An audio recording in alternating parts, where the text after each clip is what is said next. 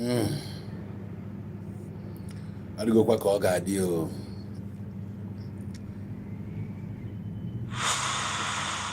What?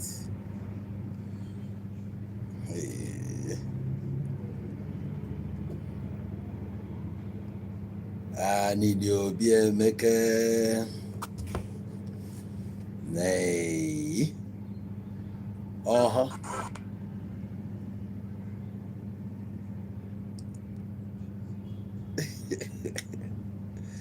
Wakaifeneme God's love.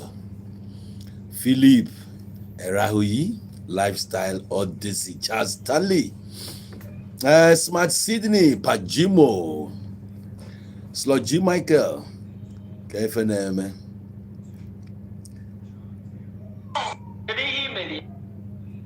I'm a going for man. Abakwa nulu ne na aju kedi bo meli. Mane na avia. Chai, Chimo, oseti go seti. Ole jrile. Darling. Hey, na we wanyi. Hey. We wanyi nke abu n'obi, egwudokwa. Yo mmadu busisi ya. Na kirien. Ịgba mbute information, ana m like ichi ya. Okay, for ya. Yeah, I get it. Nkele we ya, I get it ihe nke. Nwanya we no nwanya, ihe nke ya akpụzi ya n'ọnụ. Ke ihe ọdụ. Elekwana ihe ọ. Hii. Gịnị? Information, I don't like easy. You know, when I cool or down. Yeah, I get it. That's it. I'm not talking. I greet you. It's Engineer Franklin. It's one number 04. One looking at you in the Kanwanko. Naimana. It's one number 04. Well, I am. So, cause where they went up this morning. Or wekwala anya aka, you know. So etu ọ wunyela anya aka. First thing first. Ana m ekene Chukwu n'isi na ya kpọ ndị enu na ndị ani sị ka fa gbali ọgụ n'ụzọ ọbụla abụ n'ụzọ mana mmụọ na mmadụ. O jebe na ọ ga-eje lụọ naba na ọ ga-analụ. Ka fara bụ ndị na-echeta m, ndị na-awụnyelụ m aka, ndị sị ka ife na-eme na-aga. A sị ka Chineke na-echeta unu. Onye kpọọ ọnụ na mmalụ onye aka, onye kpọọ ọnụ na njọ zuo onye arụ n'iru ka unu ga na-aga. Ọgaziela unu na Ekenya, gazie n'oye, gazie n'afọ, gazie na nkwọ. Ife anyị na-eme bụ ka ọ dị mma. Ndị ihe m na-amasị, asị m ya gaziela unu. Chineke gozikwa ndị na-agọzi unu ma kọchaa ndị na-akọcha unu. Ya dịrị unu na mma. Anyị bịalụ ka anyị tinye ọnụ n'ife mee na court today. Taa bụ Friday. That day onye ọbụla na-atụ anya ya. The day message bịa. Mazi Nnamdi Kanu bịakwalụ di a. So anyị fụ ka ife niile si wee play out. I wesị ka anyị bịa ebe a ka anyị tụgharịa uche over what happened. Agwalụ gị na these proceedings now I open a copy to us. Ka anyị wele amalụ the capabilities of everyone. Ọ bụrụ chọọ na kedu ife imenwu. So dịka o play out today anyị fụrụ ya. Meanwhile, amara m onye na watch. I don't know you in person, but onye ọbụla na-abịa ebe a mala amalụ that na ife agbanwego, it's no more business as usual. Ebe a bụ ọgbakọ ndị isi chịkọrọ ọnụ, ada yi ala ebe a. Abụrụ ebe a na-abịa akpọrị mmadụ akpali mmadụ. Biko, ọ bụrụ na ị na-abịa bụ n'obi ka ị bịa chọọ onye dị useless na onye amara ihe, ọ dịrị ebe a. Anyị enwere onwe onye na-enye ibie nri ebe a. Onye ọbụla bụ dibịa ụlọ nke ya, madam nke aka ya.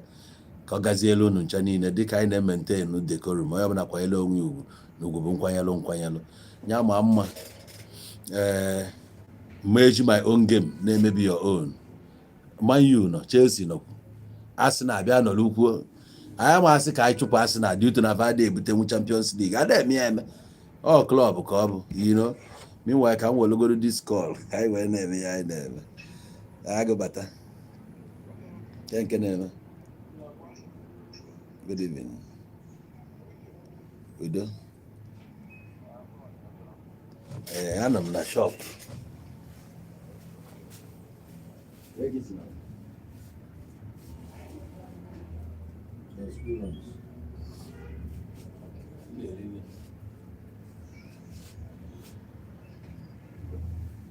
Ada kamu ma ko shiga ki na ci goma da urgent magana live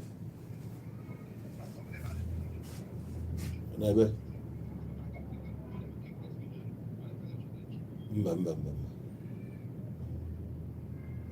abone ya ko ta ki ya all right ichoiga isholega sure ne ya nda na me wala ko wata abonu kwa na mi ye ba onu shi wa ko na we ni an kari on wata ko ba esi ade kwa mba abukwa 1 naira go maybe elu million na call ma akwa wata ben na-eje asị na ga-anọ anya ma asị because na asị na ada ebute Champions League ka akparịba ọ dị ya adịrọ even though na anwa ya nwa na onwe ya ma asị na ama yotago but nwero we no go so otu aka ọ dị na ụgbata ife ịbụ ka amụọla onye ọzọ daa nke wee na-eme sure biko I developed number yesterday so that you can call in, and it was an interesting one. I like him. It was opinion here. It was and then I watched a friend yesterday. All mature people, even though no even buys there, but then you don't have time to chip in their ideas. Ufodo no for ufodo no against. Man, finally the Candy Welly anya. On the offer, call the who has it, the eyes or the nay? Candy Wellia. So today, let's go for what happened. I have vlog a Mazi Nnamdi Kanu na Bamba na court. Oh, well, if oku. Nnamdi Kanu si na mube. Onye ga convict nwya. Or see the man you ye me nwya. Nye nwere any case to answer. So, you want to watch shine today? I don't know what you think. And then when we came out, you get one. Go to Nnamdi Kanu. And you wonder why God cost you useless human being. You don't know what justice means. You have no idea what justice means. You don't know what justice means. Useless black African people. Now they know justice. Your constitution says you cannot find anybody unless the law is written. Show me the written law. Show me the written law. I want to talk to you now. Show me the law. Are you okay? Don't try that. Don't try it. Don't try it. Don't try rubbish. Don't try rubbish. Useless people. You don't know law. You don't know law. Your own constitution you don't respect. Supreme Court's judgment you don't respect. Then why are we in the court of law? Why are we in the court of law, I ask? Nonsense. If you think Britain can ask you to jail me and you jail me, you are dreaming. You are dreaming. I'm telling you, you are dreaming. Nonsense. All right. Onye DSS. Ka Nnamdi Kanu na abalụ mba ighetago ọ pịasukwe the man don't try it ọ bụrụ na Nnamdi Kanu nwee opportunity ọ ya akụkọ onye ọkpọ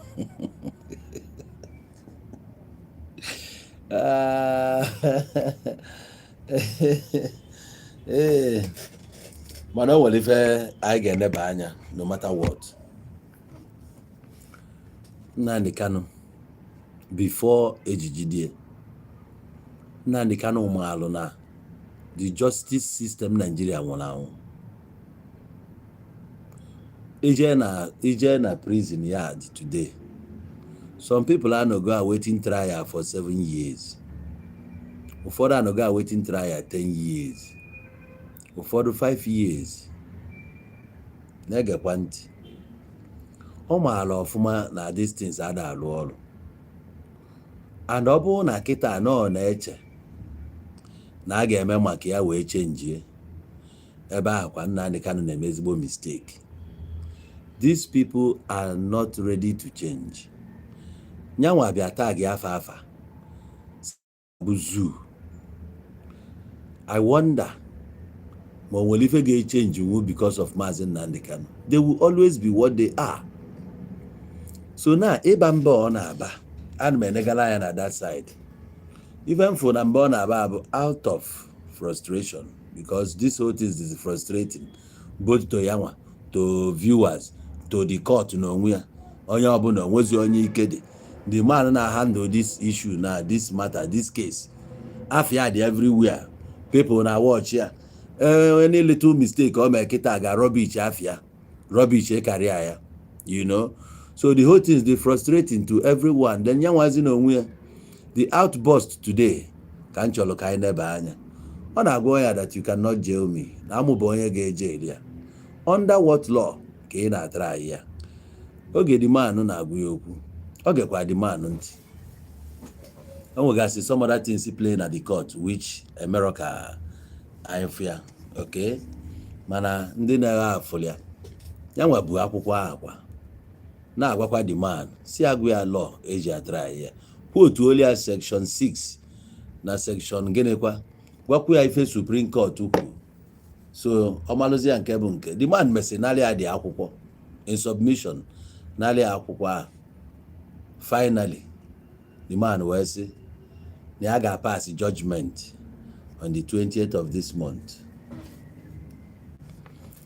20th of this month, OP ọ ga-pass sentence ya. Ama nnọọ ka adị sure na finish ya n'okwu a. Yesterday ka anyị na-discuss ya, somebody na-asị na Nnamdi Kanu must get 10 years. And so many people anya si na onye a ga-enweta 10 years. Alo Ejimako in his own submission, Melukai Malife played out 1962 between the federal government of Nigeria and Awolowo, which now for it was we play out. Though na mube ono mba Mazi kita Mazi Erikazi.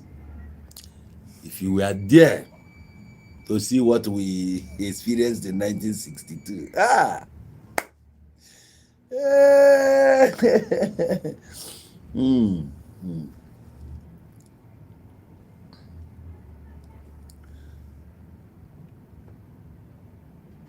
Ambekwa.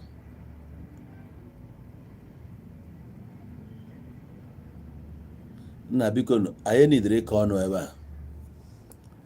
Anyị nidere ka ọnụ. Ọ bụ na ihe ọbụla anyị na-ekwu ebe a na ya dị ekwutie. Onwekwa onye na ebe a ga-stop onwugo from join the program ma eme call ịkpọ anyị ikwu ihe bụ uche gị. Ọ bụ issue of ịbara mmadụ mba ma ọkwanụ. Onye ọbụla nwere opinion ya. Nke nwe ife kpatalụ nje eme meeting na family onobo ka enwe one clear goal. Ọ bụ na unu nwere the same ife abụ na unu ama na-eme meeting. Ụmụnna ga ya na-eme meeting because afro m ya na-eme meeting bụ ka abakọ isi ọnụ. Ịbakọ isi bụ iweta opinion onye ya weta nke. So mmadụ niile anya enwe ofu opinion. Nnamdi Kanu onwe pụta sị na Nnamdi Kanu bụ his savior. Mmadụ ajụọ isi na gịnị mee. So to you, or a savior, to somebody else, or a destroyer. And I ask not destroyer, we reason o ji wee kwuo enya. So ọ bụrụ ife anyị ga na analog. Ọ bụ na ịchọrọ ịkpọ anyị here. Ma ọ bụ content, ma ọ bụrụ content ka a na-eme. Ihe niile na-eme n'ụwa bụ content. Ọ ka isi wee take enya. Iyetago. Na Trump kwuru okwu ọ content. Maka na okwu ahụ o kwuru, nyanwa kwuru ya. Mana ije na mba ụwa niile, many people ji agbala ego.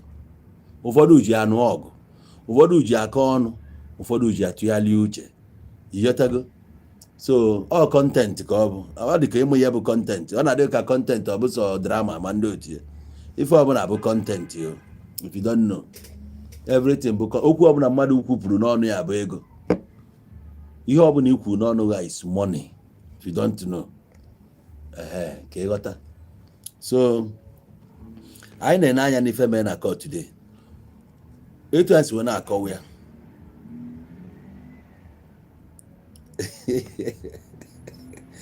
Bunch TV si na ya nwere na 70 years maka na sị na ọ bụ nọ 1962 wee ife mee. Awolowo na federal government buru ya knowing fully well aka banyesi independence 1960 anyị ka na operate godu constitution ndị emere na UK anyị nweba own constitution nya autochthonous for ndị gụrụ akwụkwọ amara ma eje school ma ọ na-ejero ya mụ bụ autochthonous nya local our own which bịazi finally 1963. So kedu law a ga-eji wee na-ekpe Awolowo ikpe ọ bụrụ nke ndị ọcha mego already mana finally 1963 unu fụ na convict ya okay sorry ka nkọlụ na unu anọrọ ya mgba a convict ya send ya to prison ya go jebe prison na Calabar and if a charge ya bụ treason na end na prison ka ị na-aghọta ya ọfụma. Treason charge ikpete nwe ọnụ ị na free ikpete nwere ọnụ ị ga prison. So a charge ya a sentence li Awolowo 10 years in prison 1963 ojebenga. So that thing abịa na-enye nsogbu the next year eme French election Abubakar Tafawa Balewa we win kwa and corruption adigo tribalism a play a big part as at that time okay na water. So that thing or even na eme Nigeria mgbaka the young military soldiers juwebia together bako isi on si ka apịa ka achụpụ ndị a ga-achụ onye ka aje kpọpụta Awolowo ka ọ banye na-egekwa ntị ịghọtago. So oge ka emere that bloody coup emezi 1966 15th of January. So now owebo na apụtakwazi na ọ bụkwa federal government of Nigeria against Mazi Nnamdi Kanu Easterner ọ bụzi Westerner. Mmedebegoro Biafra n'ụsọ ka anyị were godi according to Ifeanyi East and Easterner against the federal government of Nigeria facing treason charge. So the entire Biafra people na-enezi anya on the 20th of November kafa ga-amazi their fate. I get set Mazi Nnamdi Kanu free ka ga convict ya knowing fully well na enyere ya chance up to 4-5 days ka o nwee ike enter defense ya onwe witness ọ ga-akpọ ọkpọ onye ga-ajụ ajụjụ ọjụọ you know and so on and so forth. Mana yanwa si na ama eme na ya nwere ike ime ma ọ bụrụ na akụzie egosi ya the law na according to etu o si dị na ị ga na-achaji mmadụ over law na adịghị eme exist as at the time o ji wee committee ife isi na committee na enwe any law megidere ife nwe isi na committee. So ka ezi nke ị na-achaji ya upon ọ na-enu ya ka ọ gbadoro ọkpa wee lue taa wee na-agwa fadat na amụbe onye ọbụla ga-eje eli ya na-agwakwana onye a na ome emenwu ya sef I am Nnamdi Kanu sisi okwu a ọ si ya na onye abụ Nnamdi Kanu ọ bara mba ahụ he was roaring like a lion mana ịma agụ ndị na-agwa nwere ike ịbasịa mba finally fanwe emekwa ife achị ime maybe ka e wee Mazi Nnamdi Kanu shine ọ ya na ịma na federal government na-emezi nke a bụ individual ịghọtago nke a bụrụzi individual omenife o nwere ife m kwuru na this program ọ bụrụ na ịma na ị chọrọ ịnọ blọking ka m ga-ablọkụ ma ọ bụkwa na ị chọrọ ịnọ ịkwanyere onwe gị ugwu enwere nọmba dị ebe echi ịkpọ abụghọ m Nnamdi Kanu nke m ji abụ chief judge ọ bụghọ m mere gị ọ bụrụ na ịdị frustrated ọhọm frustrated ọkụkọ ahịa ha bụkwa mma gburu ya n'onu jetụ ọbala itoolu ije Abuja ije meet ndị DSS ọ bụrụ Achimolowo ọ bụrụ ka afa jọji ya ana m alụkwa DSS anọkwala m onwe m n'ọfịs m ị na-ayịkwala ayịrụkwala m ahụ maka iyiro m ahụ achị ngị ndị ala dị ka gị ya dọgụ vamvamvam ebe a kịta enwekwa ụdị mmadụ m enwere ebe ịchọ ndị ala fa juru ebe a ifilo na-emasị oyibo enwere m prọfesọs ya ayịkwana ala alụ ebe nnọ ala ha agbaghị nekwa onye nke a nna biko ọ bụ na iji ego egoro m akpụ ụkwụ a ebe a bụ orange ka efere ya ọ 50,000 ahịa m kpọsịrị onye asị nje chọọ ihe nna alụ na nke nna alụ anụmanụ a ịma na m nwere aka ọrụ na ya biko zụtanụ m ahịa nke a 50 efere ya 50,000 size 41 akpọbara m nke a mere ya ele so ọ bụ na iji ego egote m ahịa 50 efere ebe a ọhọm ka ọ na-esere ya na Nnamdi Kanu ọ ya na federal gọọmenti na-ekpe ihe m nụrụ ka m na-ekwu ara ha agbaghị ebe ebe ịkparị nne gị na nna gị ọhụ nne gị ebe a idiot anụ mpawa ewu anụ gboko nna ịfụkwa nnọọ mmadụ hapụ nnọọ ebe oyi ebupụ frustration ya ọ bụrụ mụnwa. By the way, o nwere ihe m kwuru ebe a na-emerụ na court ọ bụ Nnamdi abara mba abalụ mba ọ bụ ihe m kwuru 1962 na-eweghị amụọ naghị mgbe a etu amụbeghị mechie n'ọnụ nyekwa nke bụ ịbịakwa ịkparị ma akparị o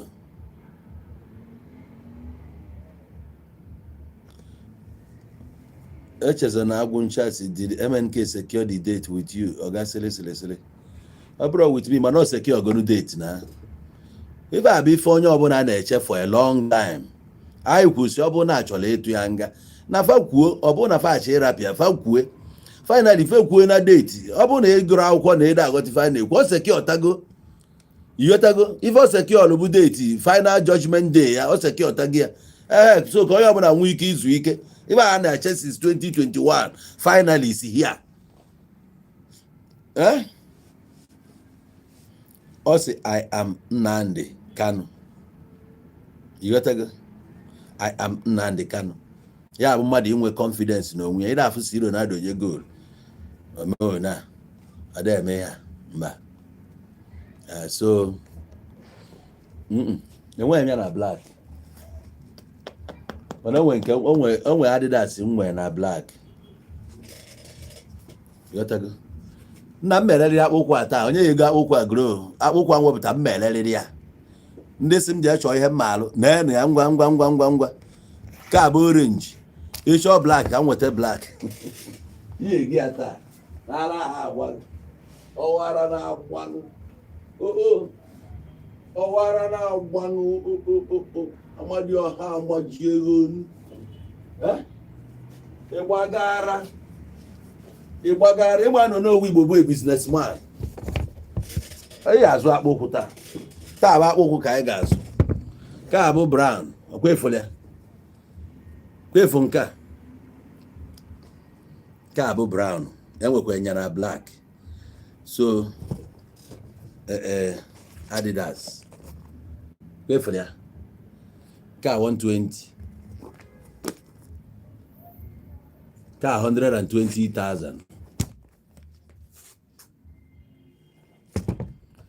onye sị gị na ya nwere ya wepụta ya ka ife ebe o nwere ya onye ọbụla sị gị na ya nwere akpụ ụkwụ na shop ya nya gosi nya ọ sị na o nwere ya enwere m ya nwee black ya ifere ya so ka 120,000 ka Adidas na-egekwa ntị nke a Adidas ịchọọ nke inye m 60,000 kevere ya marketing ka mbre onwe emere ivie nekwe ya ka 80 ịkpa inye m ego ozugbo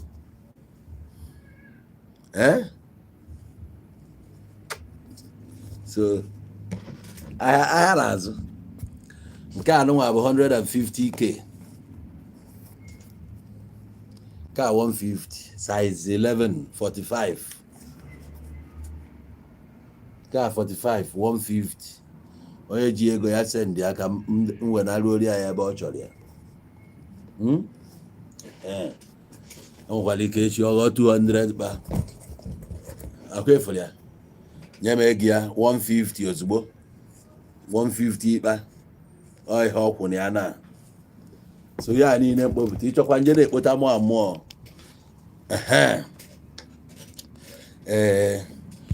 ọ bụrụ na ị chọrọ ijoin anyị ịkpọ this number 08167787008 ọ bụrụ na ọ ga-amasị gị ka ị mapụta n'iru akwụkwọ ọ bụrụ na ị chọọ ka ọ pụta n'iru Alonso si na nke 150 ya na nke a ka enwe ike imetụ ana ọ ya emetụ ana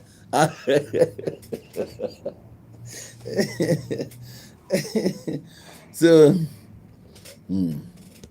ka ọ bụ na ị chọrọ ịgwa m 70 ewepụtalụ gị ya 120 ekpopụtara gị ya nke a 50 mwepụta ya nke a 150 ịgwa m ebe ahụ eweta ya nke a 80 ịkpa iwere ya ozugbo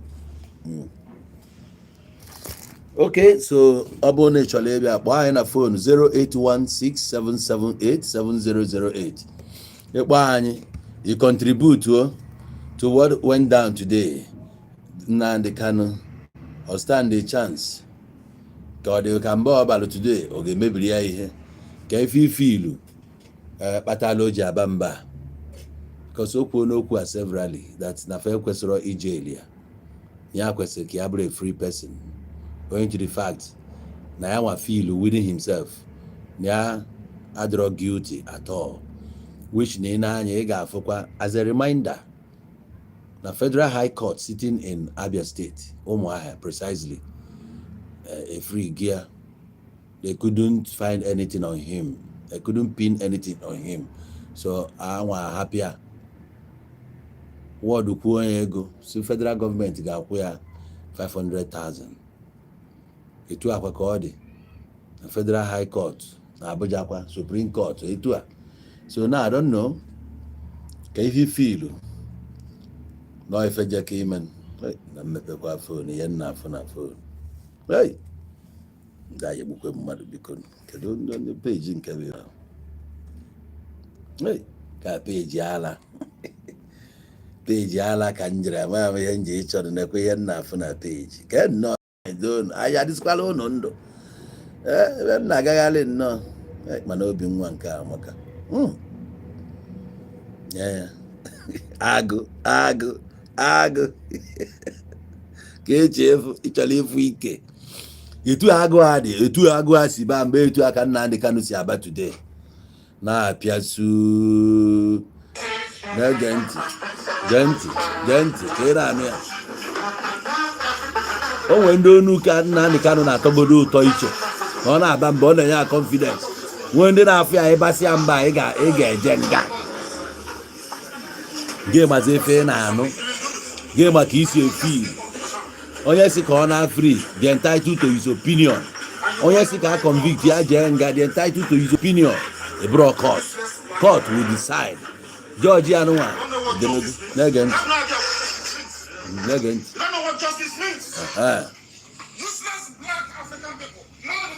useless black African people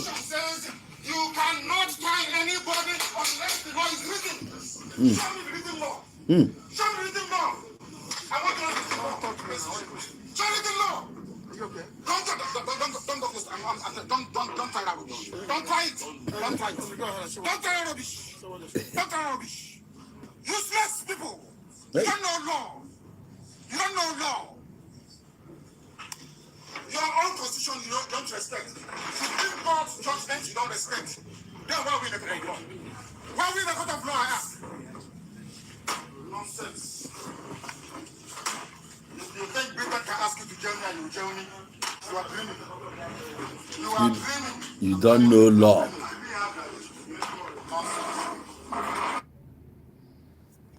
So, mana o nwekwara one thing afụbekwa ma onye bịalụ court balụ mba ka Nnamdi Kanu ka anyị gwakwa onwe anyị eziokwu ịmana ife na-asọ onye abụrụ ya na-asọ ibie o nwere ihe na-afụ that I'm enjoying ndị anụnwa ya na-abakpọta mmadụ na court onye ọbụla esi onye na-anọrọ nnọọ onwe onye na-ekwu n'okwu ọ dịka epin mmadụ epin ka ọ na-enye ha gị the power erase good voice ka ọ bụ as a result of the consequences na ị nwere ike erase your voice ewere iwe atụ ọgụ nga.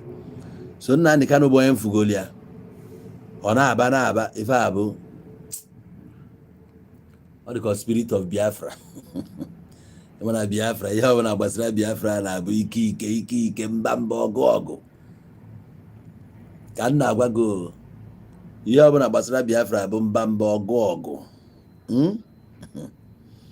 So gịnị je ka ime achọrọ m ka onye ọbụla akpọ if you call ịgwa ife bụ uche gị or should I invite you myself ịgwa anyị feature ifi na Nnamdi Kanu nọ within his rights. O nwere ndị na-afịa na Nnamdi Kanu na-eme ezigbo mistake. Somebody wrote to me and nọ na-agwa m sị na Mazi Nnamdi Kanu na-eme ezigbo mistake, and mistake ọ na-eme bụ for refusal stand ọkwa na present ma ọkwa as long as Obia dismiss his legal team n'ebe a ka o bido mebe mistake. And in a way for Mazi Nnamdi Kanu stand the trial sị ka ya defend onwe ya from Nnamdi Kanu as onye Ibra lawyer, not only an Ibra lawyer law abịa in law na ma ha ncha niile abụghị ofu level. Enwere ndị bụ criminal lawyers begolu high profile cases like 5, 6, 7, 8, 9, 10 win sie fancha because o domine onwe reason iji wee bụrụ SAN senior advocate of Nigeria. Ị ga-ekpego some cases na high court,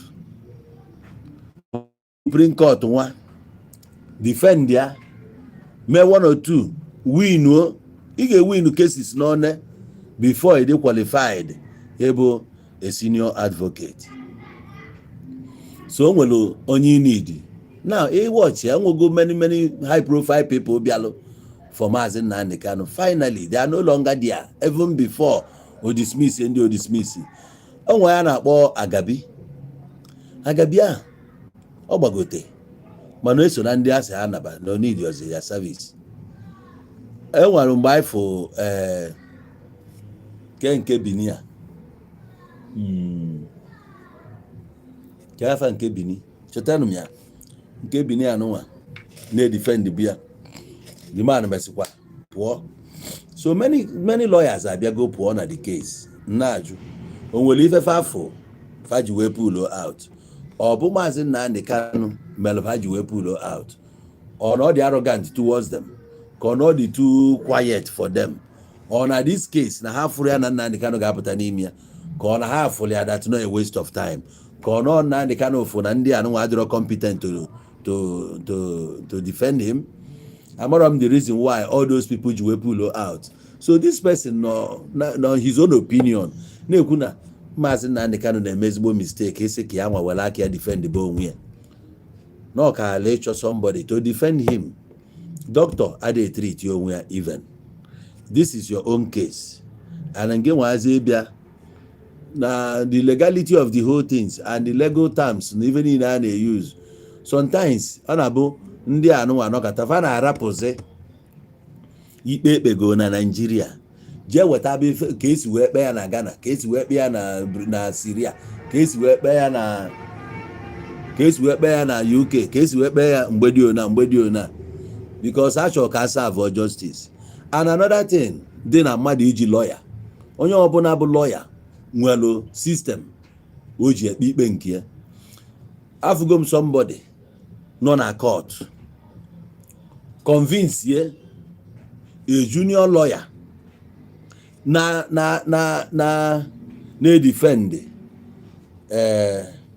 the prosecutor ka ọ kpọ na gwa asị ya na meet go the judge na this case ya na-ekpe ife akịta na ọ bụrụ na client ya ga-plead guilty na ọ bụrụ na ọ ga-plead guilty ya na a ga-arrange ka esi na smuggle out of the country ka ọ pụọ n'anya ma ọ ma na ihe niile abasị onye nwa pleadable not guilty before stand here anọkọtazie ka a na-anachigata oge court reconvene after recess na-ekwukwezi that not the guilty. Even the judge was surprised.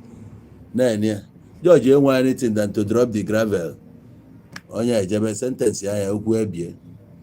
So onye ọbụla nwere ka o si eme, a na-aghọ aghụghọ na otu a businessmen si enwe tricks ha ji azụ afịa. Another tricks ka ha ji wee dị successful, ụfọdụ mere ọbaro. So I believe so much na as lawyers kwa, na ndị lawyers nwekwa another way fanwa ji eme their own, which Mazi Nnamdi Kanu amaro ọ bụgoro na agwali agwa for the fact na ị nọrọ into the system. You can never be perfect in it. So I feel no need somebody who can defend him. But ọ bụrụ na ya na chie, mana mmadụ na-enwe self conviction, ọ bụrụ na chie gwara ya si agaba n'iru na onwere ihe na-eme, ana ịma na ndị ụmụahịa eji anụ ife dịka fanwa bụ ndị kafe obodo ya, kafe obodo ya. Nnamdi Kanu bụ onye ebe edo, kafe be Nnamdi Kanu ba.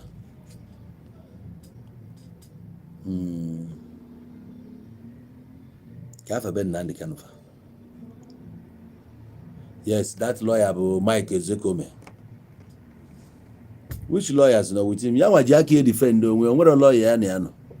The lawyers na-abịazi kịta judge ka fa bịa ọfụfụ anya ka o welu the confidence na onwekwa ife a ga direct ya, fa na direct ya.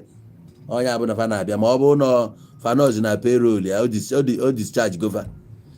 Afara, thank you. Onye afara ibeku. So afara ibeku anyị ejiro ọgwụ wee malụfa like ọbala ọra. Anyị ejiro ọbala ọra wee malụfa abịasị na onwere ife na-ekweli egwu na ụmụnne ya nwere ike na-esuli ya mgbọrọgwụ. Amami na ghọta. Anyị ma na okwu eruo na time eji ama onye bụ onye.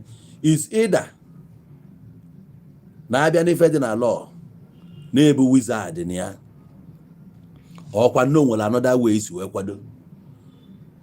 O nwere onye bụ na mbọsị aha a na-ekpe ikpe ahụ, ọ batara chara anya chagide chief judge, ọgwụ ya kugbo nke judge ama ibe ọ na-ekwu.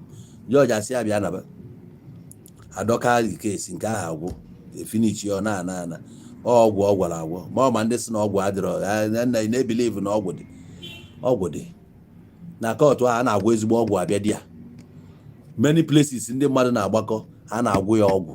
Onye a gịnị akwenye n'aka ịgafelu ikekwe mara na oji ọgwụ because na ịda agwọ ọgwụ. Ọ bụrụ onye na-agwọ ọgwụ zụta onye na-agwọ ọgwụ, fa na-ama onwefa dia energy na attract onwefa. Onye na-enyo onye a na-enyo onye a, ma ọ bụrụ na enwe efe jikọ gị na ụdị ndị ịda ama. So Nnamdi Kanu enwere ike on 28 nwere ike ọ bụrụ na ụmụnne ya ga-eje suo kpomkpom suchikọ ọnya wee buru bịa dade ndị a na-afụ n'elu, a na-afụ ya n'elu ka a na-eni na eni. Etu ọbụla ya esi ya eme ya na-eme. Ọ na-acha nọzi n'aka, if not njekwa je buru ofu ewu.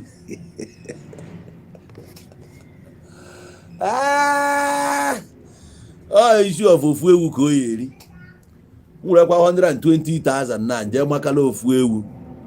Mbrukwu ya mgbada bakwa ebe nna agbada. Njekwa ebe a nkwuo okwu ife niile emebe. Iyotego. Ndị IPOB baya agbanita nwe ofu mkpụrụ efi sef. Were ya jee chụọ aja. Ihe niile ọ na-achọ ka ọ gbaala unu free. Rubbish people. Kwa Nnamdi Kanu kpọrọ.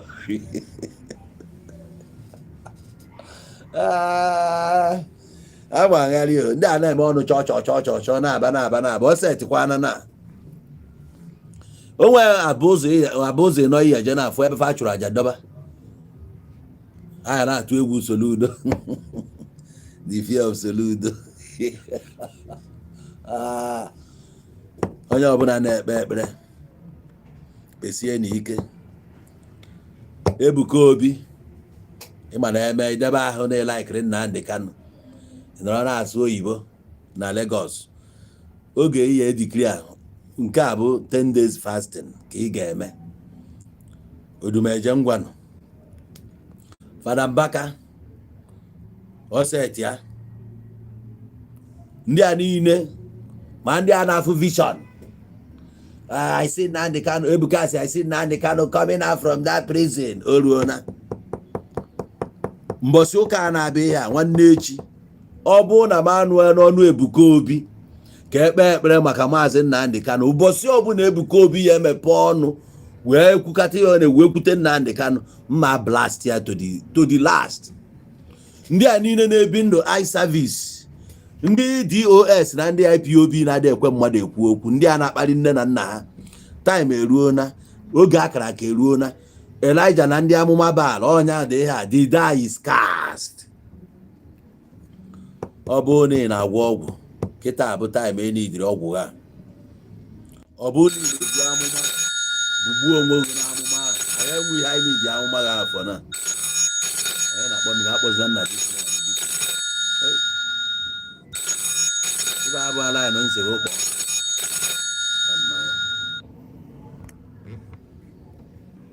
ife abụrụla anyị nọ nsogbu ịkpọ echi ịkpọ anyị ịkpọ 08167787008.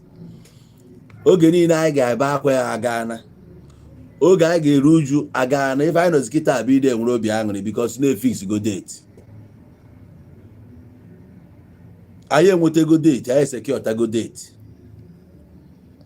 Nnamdi Kanu eje na court for 4 years. Ihe ọbụla a ga-eme ya, mba niile a ga-aba ya, protest niile a ga-eme ife niile a ga-eme emesighị ya. Ife a dị ka onye nọ na school, test niile ya dị ide ni, exam niile ị ga-ede ide ni, ife a na-echezi na-abụ result. Ịghọtago? Ife a na-echezi na-abụ result. Ọ bụrụ na federal government feel na onye a na-akpọ asị gị ka ọ na onye ada follow this program, 08167787008. Ife a bụ nọmba ị ga-akpọ. This South African line ị na-akpọ na-abịa na ka a na-arụ ọnụ YouTube na ya. So ọ bụrụ na emeghe ala from the ndị YouTube ị ga-emefafa ya na efolozi. Ịghọtago?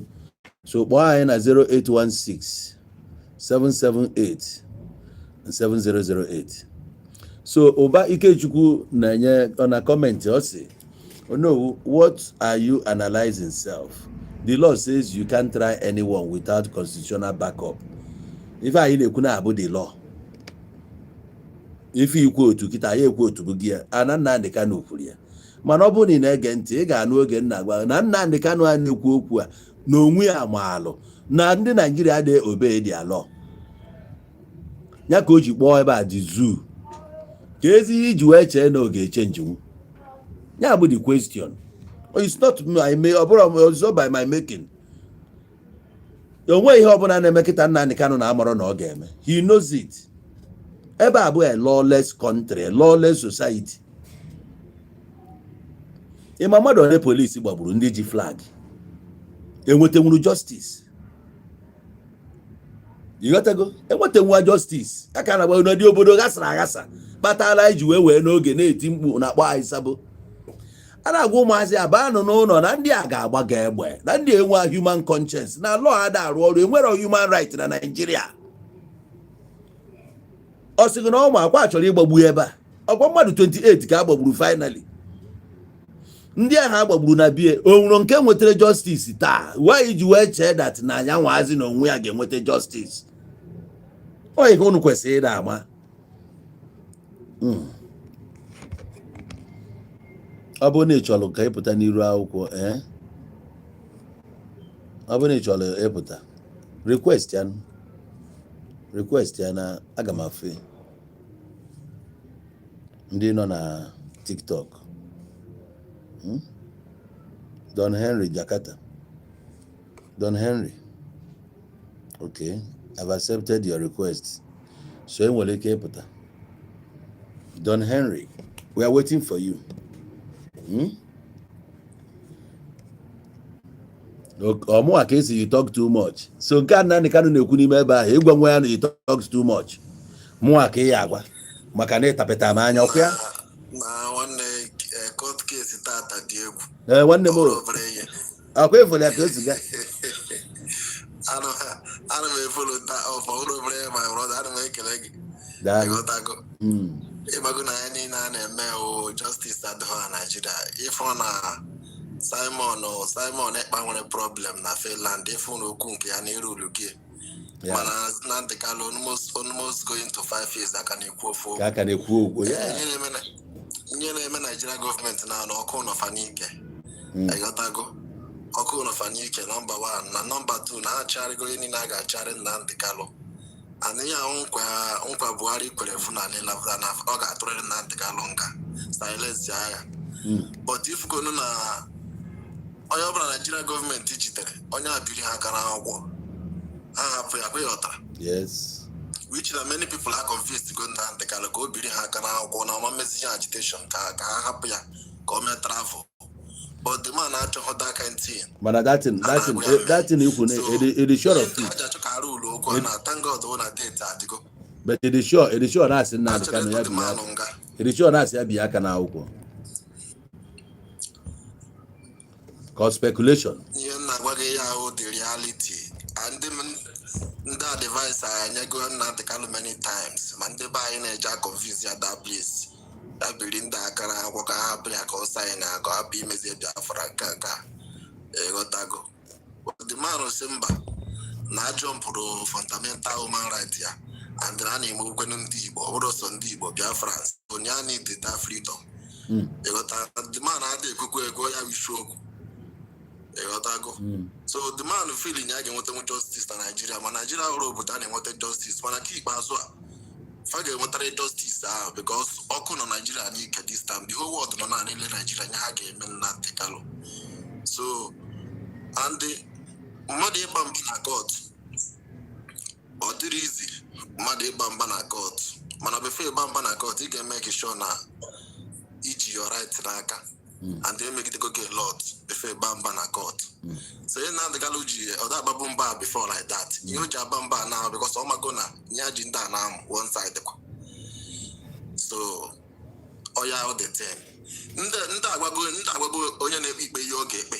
Ịghọtago agbago ya na get sentence Nnamdi Kanu. Ọ bụ na ọ dị stubborn, ọ chọghị ibi aka, ọ chọghị ime political negotiation.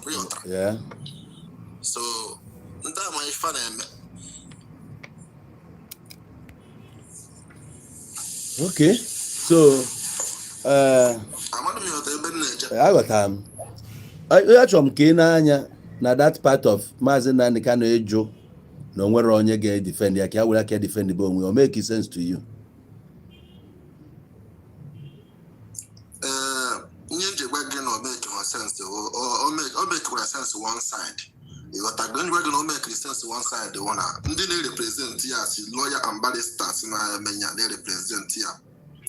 Enwere some things if I get ha chi ikwu ha man kwuo the thing based on ka case Nnamdi Kanu nwere case ahụ so where the all case onya enwere ige m ikwu ịtọ kọwakwuo so onye ọbụla na-ezo onwe ya eze so but Nnamdi Kanu nwere the case na onwe ya nwere right to say it n'isi onwe ya lato free n'ime ya kpọọ m isi akpụrụ alabat ya kpụọ gị isi akpụrụ alabat ọma ndị gị mma ịghọtago so onye na-emekwa ndị lọya ya jikwa ezekwa eze so Nnamdi Kanu onwe ya fugo na abịa court na ọwụrụ okwu niile kwesịrị ikwu ka fa na-ekwu.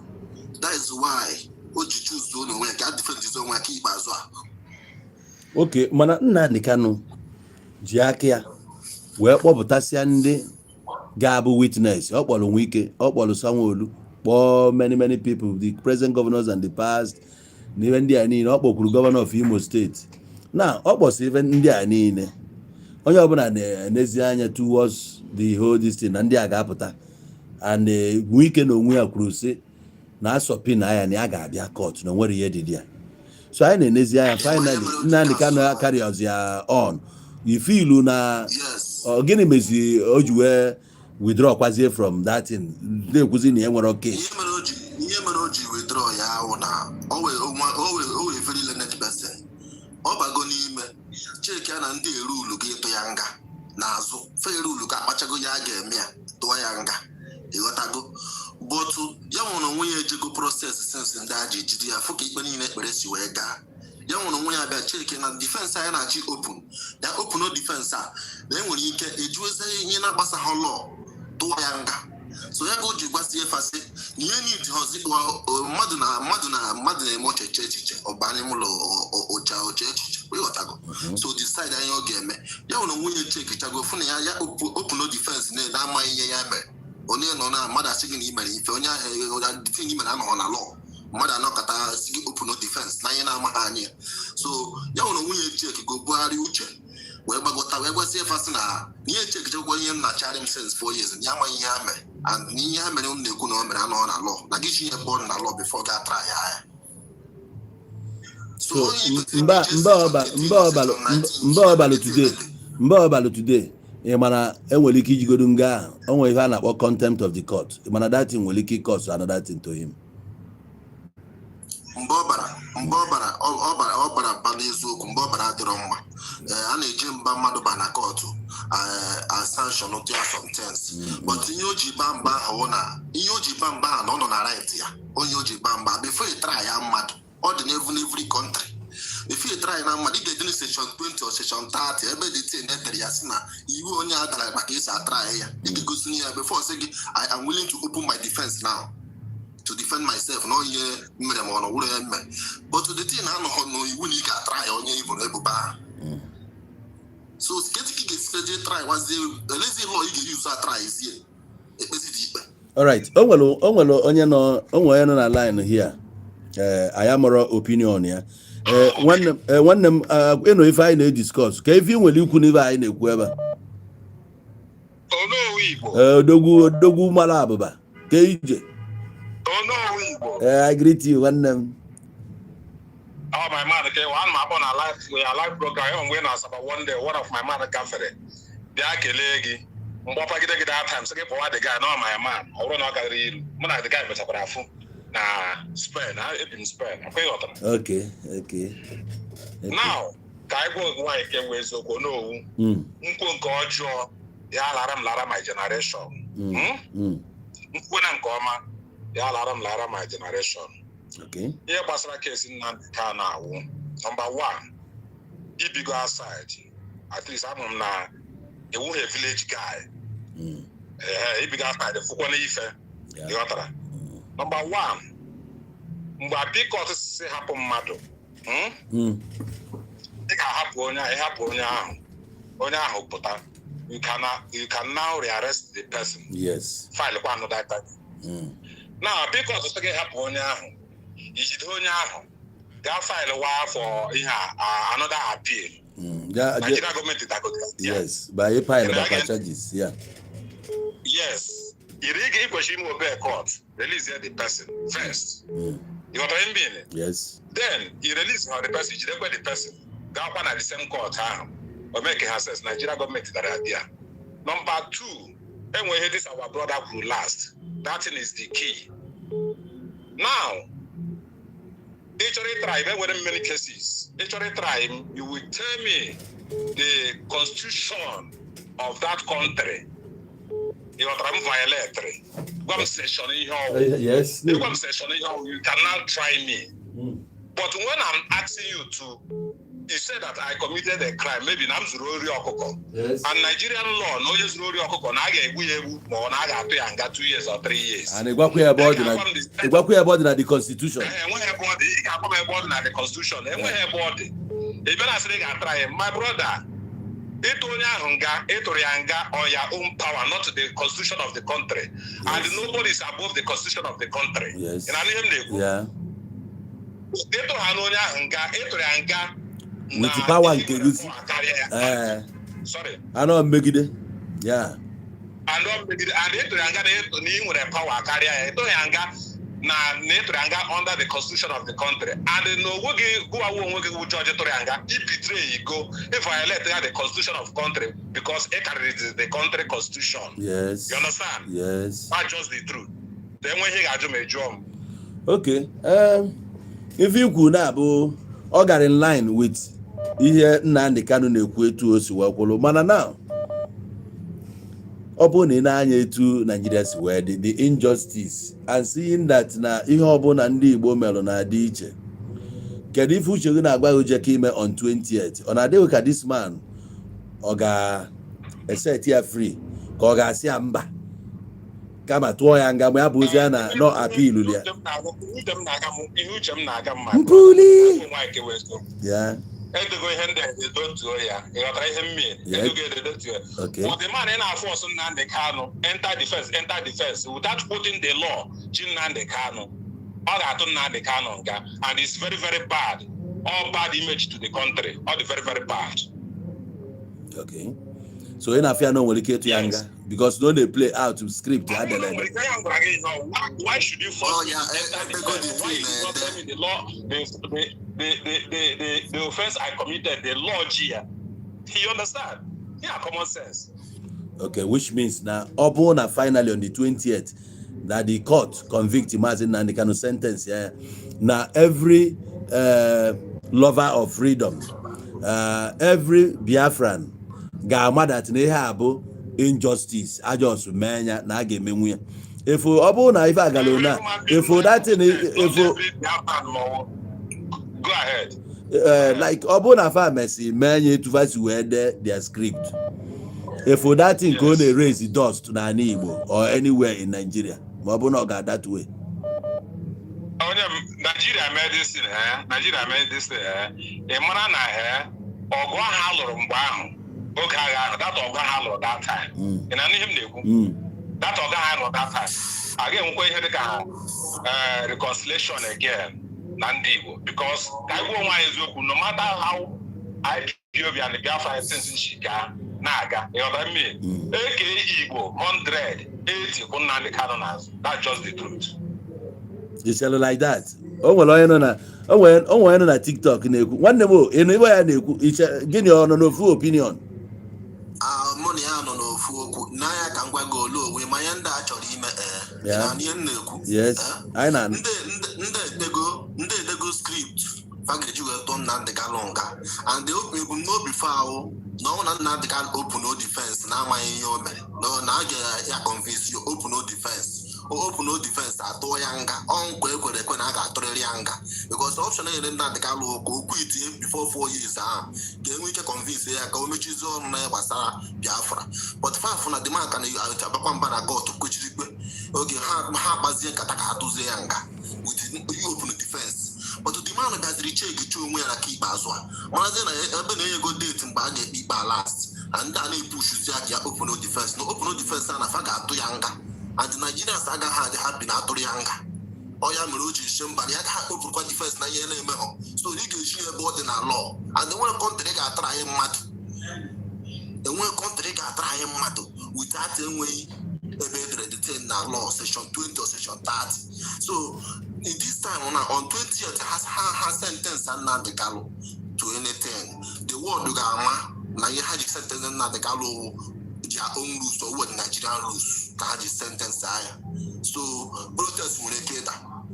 But all now when you can pressure the Nigerian Ukuna, especially now Donald Trump for good. And the word on our watch because also all Igbos, all Nigerians, we are globally all over the world and I watch it on 28th. So although that they get my that they wanna lawyer when you can push them now they can go and make a defense. Although that they for lawyer they free as no what you want. Oko on quality road that day lawyer ashipani has sentence ya e watagomana sentence na haga ye mwishi makale sentence iga he sentence madu utatu ime this thing constitution the body we otra okay yeah o make quite sense in a way na ma mi he na eme Facebook una eweniwe Facebook move just short or down. I watch and then on Facebook the 159. Then the next thing occur to 30 something. Yeah, can name. In you got na Facebook all this while. Osiriki Fonye Messi Live program or Kalia 4,000, 5,000 watch. So this thing now I don't know, but continue on there. Even in Abu, the problem I went at this country about Nigeria. Oh, no, online. It's not I know it online. I'm just explaining things to people. Especially on Facebook. If I only keep on this TikTok now, but we continue. So I don't know if you could. So one the Mungwa guy niru na WhatsApp. Na agwaye. Oh no, when I am the yes. My man, I love you so much, but sometimes I don't know somehow. You understand? This year caption, Mazi Nnamdi Kanu finally secure Judgment Day. Especially with the caption, because number one, Nnamdi Kanu secure the Judgment Day. He's insisting halfway in your committee. You understand me? Judge a push, you say the thing. No get the final decision. Why are you pushing the thing? You get a final decision. Why you have not heard his defense? And he's not afraid of giving his defense, but he wants to know the law here before he open up defense. You know what I mean? Go even it doesn't no secure your judgment. That means you will naga judge see the matter without hearing or without any one in Kenya. You know what I mean, naga. Well, if you got a journalist, you might something in journalism. Only if I about ambiguous caption. I know that caption got not tagging so. If you when if I know you were no if I want their back, I need discuss. Okay. So if I put the ethics. Okay, my man. Okay. Thank you. Okay. Sure. Okay. How about it? So let go no, we now. Here was right here now. He had the home for image of the country. You can come like one person destroy your constitution of country. Nigeria the over 240 million people. You come like one person destroy the law. Now when they check you go to this thing. What are you afraid of? But what you may expect nigga want justice in this country. Now, yeah, what I may expect somebody like you when a publicity. You understand me? Mm-hmm. You will go into this thing that this thing is not good. If you are a man of justice, that this thing is not good. And I'm on you, we want you menala. No menala na abi atowase or you understand me? So two way no na. You would only original menala one day. They can go to town or somebody like you people now. Or call now. Or somebody like you people, the popular. This judgment why can't you tell this man what he committed, the offense he committed before putting the judgment there? Okay. Upon aside in Kaiwan, sometimes you allow for people to add their opinion. If I know, I'll draw binding on the authorities, but now I lend our voice for them to understand the plight of the people, because as a voice populi, voice Deus, the voice of God, voice matter, voice of God. Man, I will bring them. So I got it in our voice, but sometimes we need people also to join us. And I found one way opportunity to listen to this program. What the people think. So more than the country I know to get justice ever, you need much contact. So for Nnamdi Kanu now, where is the form I gave at this point? Or may go every consultation or meet to go important people. Mike Ezekome and the rest of them, the senior advocates in the legal team here. That's why Nnamdi Kanu put on a go see if about constitution. I'm an Nnamdi Kanu bro a lawyer. So all those things, I'm a no guidance in the annual. So even in a gasigo siga, Ogane Bakwa, my side take if a man a Bible. When David, the household, David himself particularly, he was mourning when the child Omotalo through Biacheba. He was mourning. Then the very moment he stood up.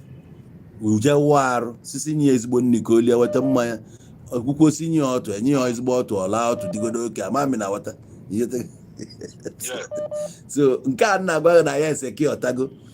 I believe na kama ya na eme na John not like him to esi we nwete this date or the college embassy enye date it was even na eme na ya kan jisi onye ga-ekpe ekpele obone na date no okay one lady no na here mama boy no na comment section again na Facebook because now they call her now a mad person.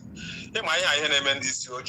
Oh no, we big alabeke. If you try me, when you see the right thing, say it as it is. Now you have the rights, so that we are turn tomorrow. Mother make go turn tomorrow. If what they are doing this man, us now IPOB. I'm not IPOB member. I'm not even self. No time na atom ke enwe one Nigeria. You understand me? But when enwe Igbo, ndị Igbo anọrọ onwe ha sọsọ. But in better injustice, I'm not like a because the more I believe in Nigeria, can market can aga. But even the country now is okay. Isa broadcasting boy alibat. So somebody na ask no na boko no a mad person. You are trying me. Him na working ke wezuogu. Ya wo ya turn tomorrow. There as a commit offense and then you give the section of the law offense a committee. Na achi to genga. That one they got happy. Man na the kind got happy. That one they got happy. Man no got happy. Now onwelo one comment ncholo ka itinye ọnụ na ya. Onwelo onye nọ na Facebook avia bụ even killing Mosi. Nnamdi Kanu has damaged Igbo land. He must be jailed for at least 20 years. Can if he get put to that effect? Now, he can prove here in court. He can prove here in court. All I have to that court. Why court to answer he prove? Yes, no human. When I got one judge, when I got one court, you understand me? All court about 100 and they get prove here. I'm always you. You understand? Yes. Okay. Even killing Ivoku, all the judge get decide. Mortgage 20 years, mortgage 10 years, Maga Arapia. Then somebody here, make a comment in say, oh no, they want to send Kanu back to Kenya. You don't know this. And if Onyaku is possible na that day, now the judge get we see that na standing upon human rights charter or one international law. Na fan they decide here. Na one they decide as the judge. The Mazi Nnamdi Kanu. Na ga send the back to Kenya. Ebesi Butie. Then can Nigeria file Ozia officially for repatriation. Ko bieba. Bieba zonia. You got to go. Ko ya bobezi. Kafa revert ya back to Igbo Nwelu 2015, which him and a court. No ya ka bia bubute sometime. When I was DSS, when I was the things for Anaka, age were for transmitter, for radio, for this, for that one. No case, young man. So that case. As an international person, there's no way Djibouti and Nigeria because of Nigerian passport. You got British passport. You can only repatriate person with the passport in with them. No. You can't take him to Britain. But he cannot bring him back from there. He got a process. He got a process of repatriation. You got to tell me, who has Nigeria? It's impossible because of Nigerian passport. No, Sarah Kamia. Nnamdi Kanu was a citizen of Nigeria. Now, Nnamdi Kanu. Oh well, you also know. Oh, I know na interviews. Nnamdi Kanu. Even Buhari ukuria. No dual citizenship. What I go? So now, we are not asking no dispone on Nigeria. No was in Nigerian passport. And the day you may arrest, you have with a Nigerian passport. You are extradition process. He had you. So in a field, no was that case here, but you got here about oh well, case here already.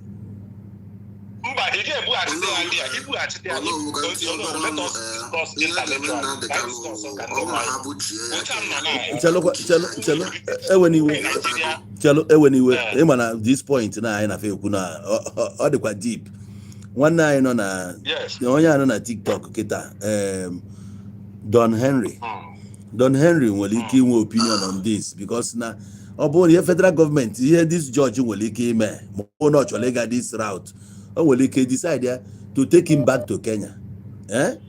Obu take him back to Kenya as a British citizen. Obu Nigeria will file case against him direct to Britain. So can I know your opinion? Yeah, go ahead. Back to Kenya, you do British passport and all from British schools back Kenya. I put you to Britain. I put you to Britain. Nigerian government will file and then we only British passport to actually something in Nigeria. Nigerian government file is the case. all British court government called this Imamaga Agemezia rendition. But it is sure that Nnamdi Kanu had problem with British government while he was there. I don't think. No, you are not sure of that. You are not sure of that because Anugum sometime now that he can't come back to. Okay. Once they push him back to Britain will now try him that place with Nigeria complain. Okay. I know me. So the thing is this.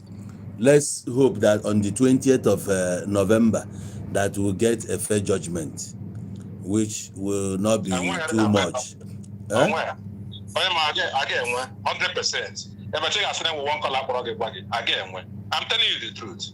I get 100%. So the judge cannot really have. Yes. So I am our faith at this time now. So the possible that Nnamdi Kanu will keep face 20 years, 25. Man, because now okay. Offense wrongly. That is just the truth. And you know what I'm talking about. Without due process, one the protest and so either two things that involve either not nice sentence protest and subata or na that day that magistrate sent the back to Kenya in normal process na the whole legit. I don't know put it like that to free himself because this the man on pressure. So hot seat. I don't know this man when Nigerian government system don't back to Kenya can follow due process or sentence and don't no sentence that another thing is their protest and so my contribution for now. Okay, thank you very much. Thank you, darling. Okay. Okay, my brother. Thank you for your contribution, eh? God bless. Yeah. Nandi nepa happen on okwa. And I what. All right.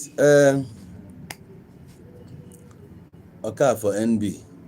Or you just join all this program. Eh? You have to comment in the modern member. Come on, be fair daily. Omo ake target web. No, when they will serious issue. Oh yeah, have plan, they have more in a job who could not know abi. Oh yeah, but I never agba ni wo mekata na aga to yanga. Kama na ekwu okwu.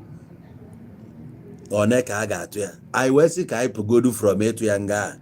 Kai negoda have possibility of the Kavaga through the due process, seeing that now it was we made that extra rendition, not a legal, illegal one. Now we will try to make up so that Nafama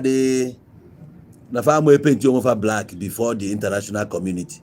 On Abia Kebia Leba, when I say Momo Aboege, Awara na Bang, Asim Owara na Bang, Kedi, Okay, guys, just because of Facebook money. If not, I wonder why you are holding this kind of broadcast at this particular point in time. Some of these ideas and contributions may give the government more idea.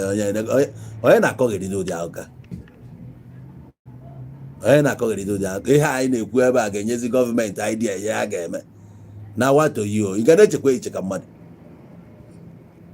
Oge Nnamdi Kanu na-ekwu okwu ihe niile ọ na-ekwu onwe nke kpọrọ ya si ekwuzinia mgbe anyị nke anyị na-akpọ ya na-agụ ya ekwuzina na gọọmenti ga-anụ ya ọkwa ịrụkpara isabo ọ na-abịa ka anyị na-abakọzi isi kịta a na-agwaghị na planụ si gị niile na script edere ka a na-eplay na-ekwugheri ebe because of Facebook money ịchọbụ ya ka Facebook kwụọ m ụgwọ mma na-achịta data na-achị ya ma ha ya akwụchigha m na wato na ụlọ ahịa na-ekwu okwu ka ndị nwe ọgụgụ isi Facebook money obido na mbọsị kedu ụbọchị anyị bidoro wee hold program mgbe niile aha anyị bụ sabo ụnụ na-akpọ anyị sabo anyị na-agwa ụnụ Facebook ọ na-akwụ anyị ụgwọ mgbe ahụ Una na akọgheri ka ndị gbuwasi brain. Hey, IPOB problem unu nwe bụ na unu ewepụta time rọcha nata ụmụ anụmanụ rọpụsị ụfọdụ egbuwara isi gafuo ha na onwe ndị most of ndị asef na family ha si pụta adekwukwa ya ekwu okwu maka chika nna gwa gị ha bụkwa na amapụta n'iru akwụkwọ. Most of these people unu mesịrị ala ha join unu na IPOB agwa m unu na ndị a ga-emebisi ihe unu na-eme. Some of them adịghị ekwu okwu na family ha na-eme meeting, family meeting kwuo gịnị akara ogori. Ụfọdụ bụ n'elu nwaanyị ka ha nọ wee na-ede ya na-ede ọnwa ya amụ n'ọhụ osu o buru fon ebe ọ sị na n'owu Igbo bụ ihe dịrị ya anụmanụ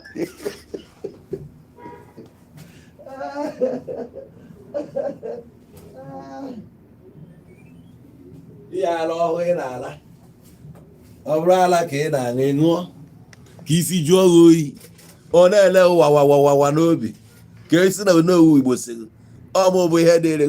Kpọọ nọmba anụnwa ka anyị pụta ike na onwe kọla anyị nwe. Hello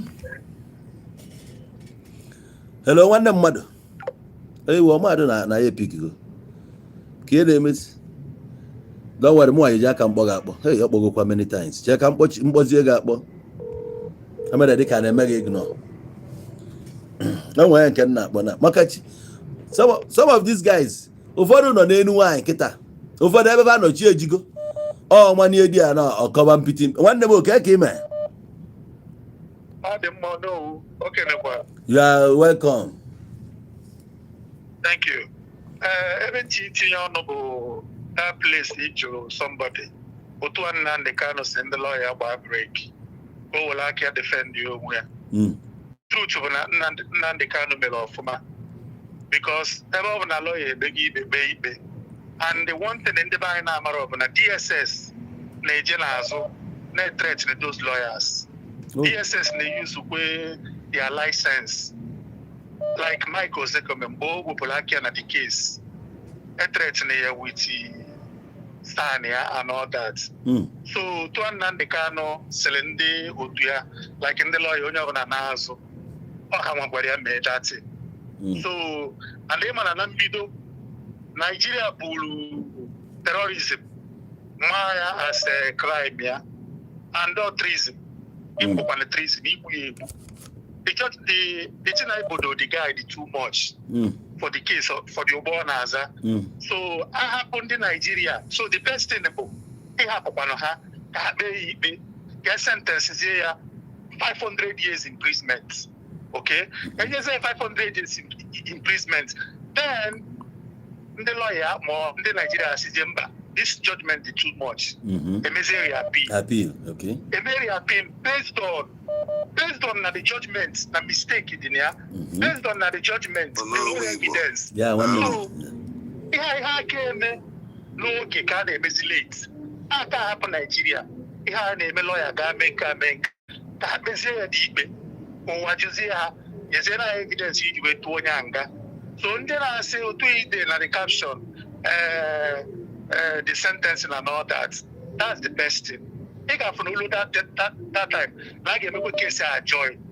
Federal government of Nigeria actually been not can be. Actually all not there forever. Every dog and other courts. Until so the best thing about baby.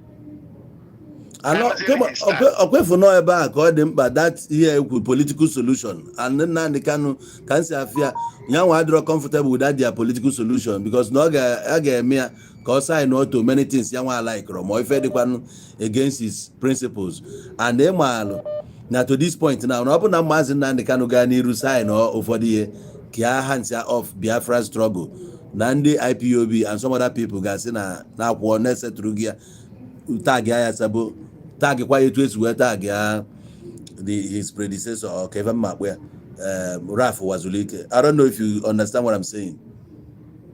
Yes, I understand. But the best thing for Nnamdi Kanu is to accept that they are deal.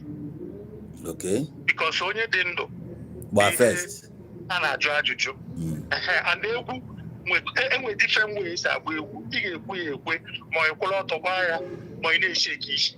So upon Nigeria see ya akwụkwọ n'ọtọgba dị egwu based on ihe ọ ga-assign. Owe n'isikwa dị egwu na ọ sign ya ọpụta o mee in a different way. Ọ sign ya ọpụta anyị nwee Benin, anyị nwee Niger, anyị nwee Chad, ihe adị na-apịa ngwe. Ọ gakwa another side okwukwere microphone tesokwu ihe ọ na-apịasụ. Yotago, ekwelu m ekwe na nsịrị ya sign ya does not mean na emechiri ya ọnụ. Of course, I can work with that freedom of speech. But you mind how you speak now. Before I'm born, Sabo, I told you this, I told you that. Get us always why you change here to another way. Much of why in a like that. Because here I make it up. You see them we happen Nigeria get sentence on this guy without evidence. Then other country it's in your own. Yes, I know that thing. Up put up also not sign here under duress. They got for young Pukita or game it with me. And okay, me maybe after another extra. Or come no me all these things no game. This weekend. But I guess none made the fame enjoy. Name about honor. I guess never go that popularity and all that. It also matters. Okay. And we come on and enjoy. Who knows? So. But aside being a freedom fighter or whatever your name now.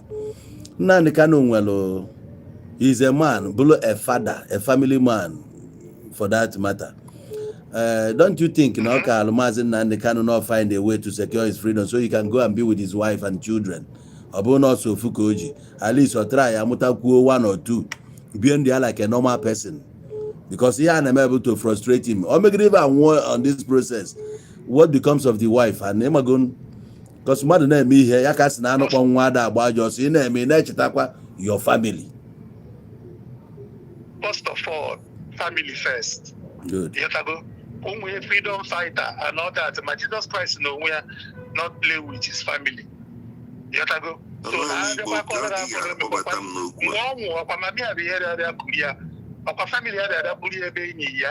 and all that. So last Nisi family called like you said, no this thing quietly. Go and be a father and a husband. And also go for freedom fighter. Because on 1 2 days, everybody focus on their life. Family be you for life.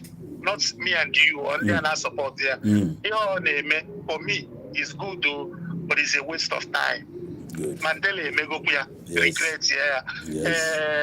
A lot of people, Julius Malema, they Megokuya, wait for now, or people who change. So all these things, and they change you will change. Yes. The new style. I can't get working. Julius Malema for Nigerian platform, the biggest platform in Africa. And don't the party of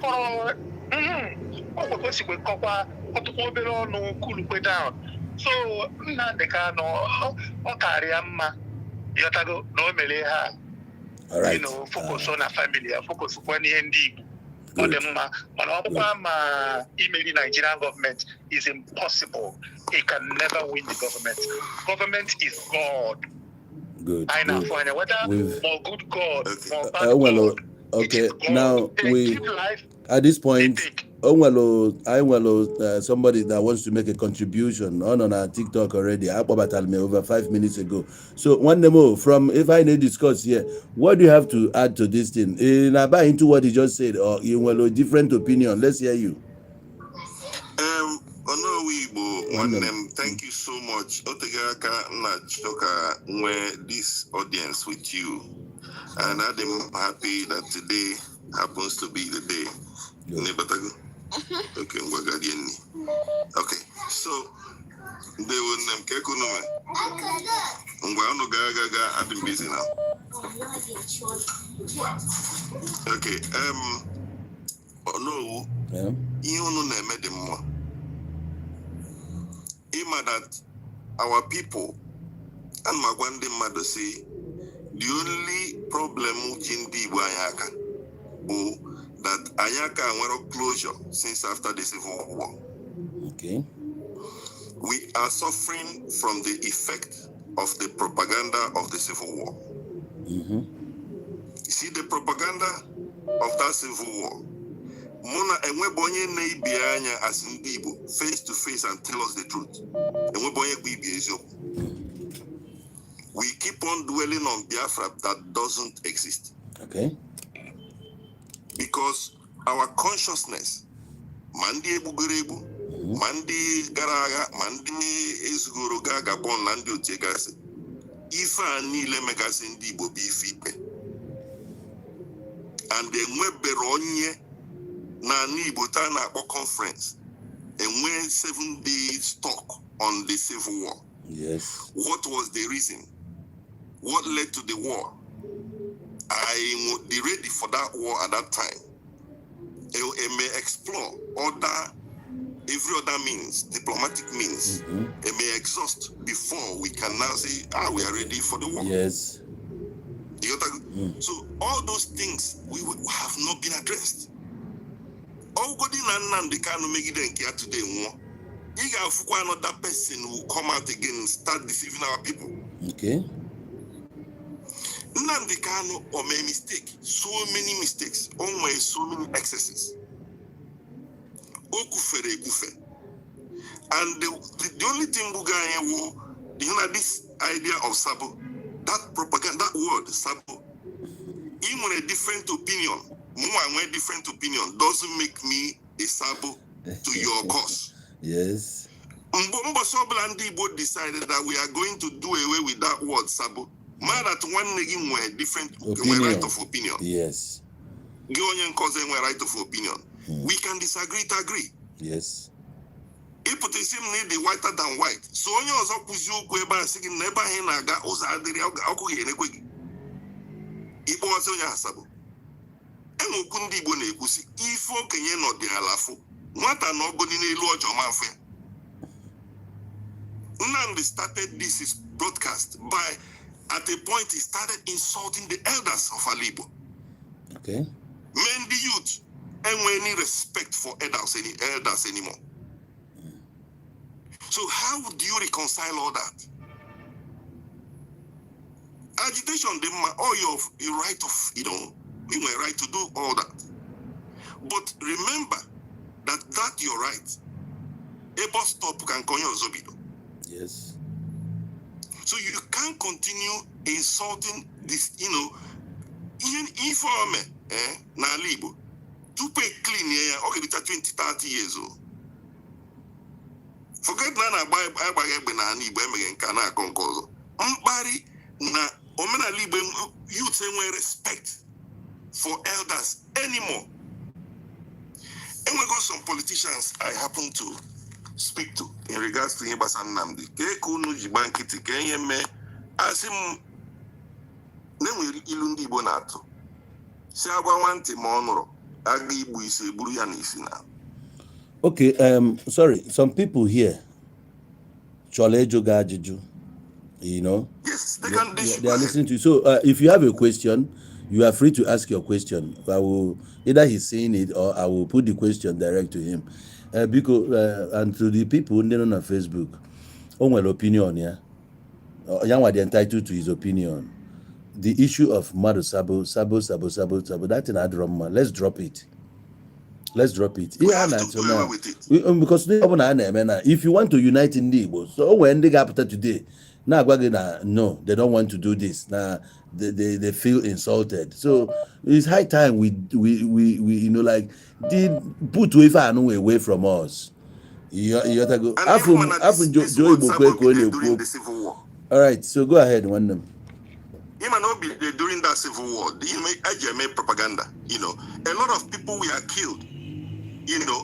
Unjustly, just because of Atagi Hasabu. Because nobody was there. If those people that wants to ask question, who wants to appear on the screen, so I don't know. Abona request, yeah. I will accept. Then you like I will tell you this. In 2014 or 15 thereabout, we had a meeting in House of Commons, na British House of Commons. Okay. We are up on the IPOB. I covered it myself. I was there. Okay.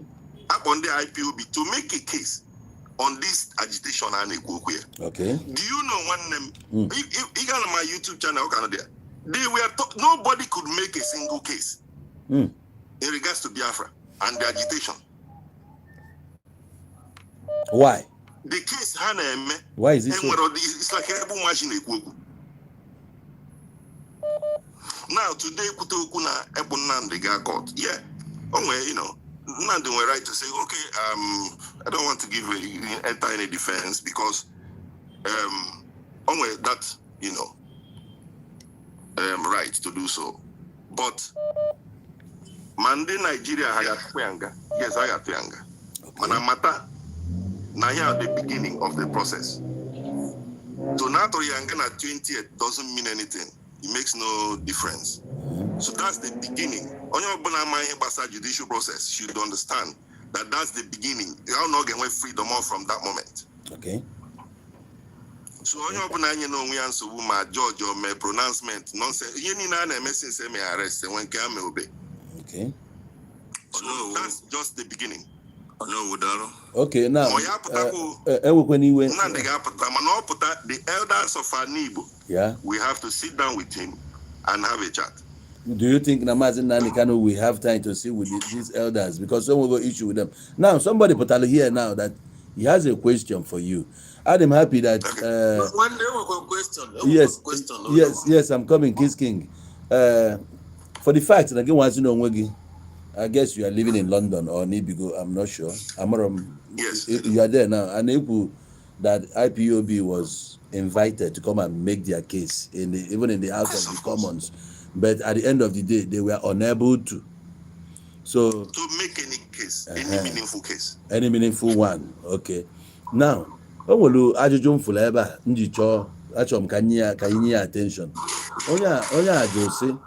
How about the Fulanese, yet government of Nigeria now got into negotiation with them. So this question, I don't know. You will anything in will case about it. Okay, like I rightly pointed out from the beginning, I said, if you go, and when he may be a family mad, okay, when Fuji not the Uroke. Ụmụaka na-aga dọrọ ukwu outside ha dọta ukwu okenye n'ọrụ onwe ya ọwụ n'ụlọsi ọgụ achọ ikpe ya okenye ka a ga-akpọ ka o nwee ike bịa dozie dị okwu with experience whereby ịlụazi ọgụ ahụ dọrọ dị okenye donye na dị ọgụ akwa ịma na dị okenye ama nwekwa ike imeki peace again ịgbajisi gị okwu because ọ banye ego na dị ọgụ ahụ na-alụ. Okay. Oh, okay. One yoga or Eze. Let me use Eze. Yes. So I was yoga or bona bez, a cabia lord dog, but you know, it may as involved now the whole thing. Go and get busy. Okay, as I go. Oh, as I go. The elders gaga menegi negotiation. You already. It's finishing already. Yeah, but in this case now, the federal government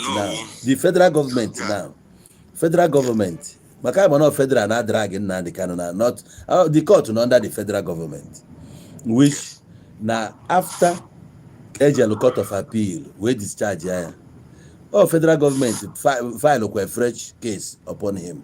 Yes. The same federal government find it normal to negotiate with Boko Haram or settle her. Even now, those repentant Boko Haram can't spend 2 point something. Sorry. Okay, no. Come back. Okay, now I'm gonna have a chance. What is your question, brother man?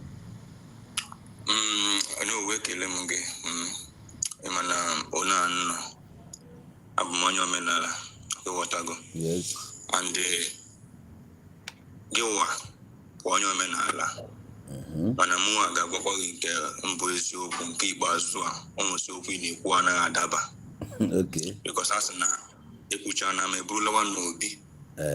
Abromo, I do the broken anything mana. omenala na-ekwu eziokwu ọkịwọtago a na-ekwu eziokwu ọ bụ ọbụla ị hụrụ onwe gị n'ụwa o bụ eju oge ori ọkịwọtago ihe m chọrọ ịjụ na-edemi ya bụ na ọ bụrụ na ndị Igbo mụwa dị disappointed n'ebe ndị Igbo nọ because na Igbo generally yes okay ma mụwa ma ibe m okay because mas na ekwuwe n'ebe a nọ meeting asị ka onye kpọtara gị gasị na onye akpọtara gị because n'ala Igbo kịta asị gị nwe na-ewu wepụta otu onye nga na-ekwu ndị Igbo okwu kịta na ọ bụ na ihe eme o nwere onye mama ị ga-atụ nwa aka gị wa trọst kịta amami na nweta ihe na-ekwu gị asị gị ihu dike na anyụ mma nkọ onye anọ anamala ikikiri dị anything ihe Nnamdi Kanu na Facebook or Instagram because ọ na-agbawa m obi ihu ya ana m escroll yi up fast achọm ka ọ na-agbawa m obi ghọtago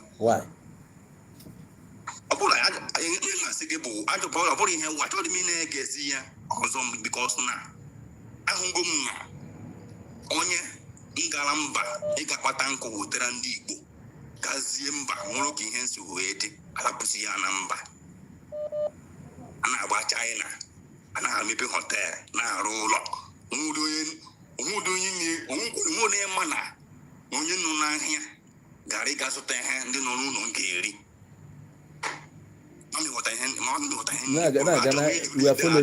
we are following ka mgbatuo atụmeju ya ihe m chọrọ ịjụ ya bụ because ọ bụ na nkwuwa okwu kịta na ọmụ ike m ama nga ebe nna aga because ihe onye mentality onye Igbo ọbụla bụ na ọ bụrụ m ga-anọ n'iru ka ndị ọzọ so m n'azụ ma mụ ma ibe m onye Igbo ọbụla chọrọ ka a na-etu ya ọkụ buru ụzọ n'oge ibu eji bụrụ gị wee kele eji gị mara ha steeti ya n'ọkụ gwa bụ isi na-ebu ogidi ọ bụ na ọ bụrụ ọgụ nwa na nke a ma mme ihe a bụ mentality onye Igbo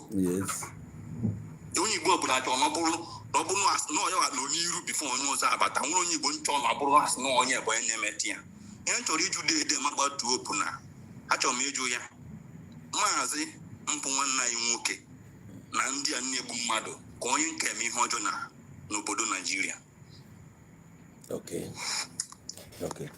nna m achọrọ m ka ọ gasịra m esi agbanụrụ n'ihe avefọ achọrọ m ịjụ ya ka onye nke eme ihe ọjọọ n'obodo Naijiria ọ jụrụ ya dị ajụ it's a good question. Thank you so much. Enwe ebe m ga-esi bido sawa gị dị ajụ mba achọm ụdị nke ahụ dị wetu obi chalụ wetu obi ịgba na enyere go chance ka ọ lepụta one ife ndị Igbo si na mba kụlụ onu dan obi ala na-agha ọkụ kamụọ dan wetu obi chenụ taịm iji eme ihe a na ọ kwesịghị ịzacha kụlụ dan wetuo n'obi nụ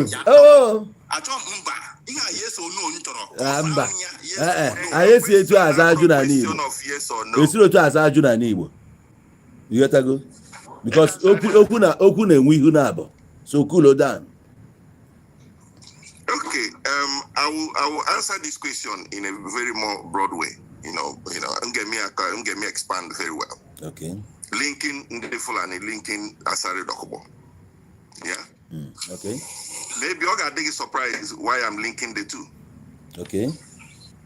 Now, Asari Dokubo, my boys na baraye bena na. Mana anyị abụ ụmụ nwanne ka anyị na-ekwu mana onye m sị gị calm down na maybe onwe ebe ị na-eje ọ dịghị ọsịsọ onwe ebe ị na-eje ị gbara ya eje ntị ya tazie ị gbara ya gaje ijecha ntị ya ta if we begin to hold ourselves accountability ọ bụrụ etu a gee ntị o kesi Nnamdi Kanu a gee ntị kesi Nnamdi Kanu a nọ na 4 years ana anyị nwụrụ ndidi Mana mi yake yana judge, it's not the gossip. On what the case I for you have 10 years of this. Because when you were what to know. No. I'm going such a I do yes or no, be in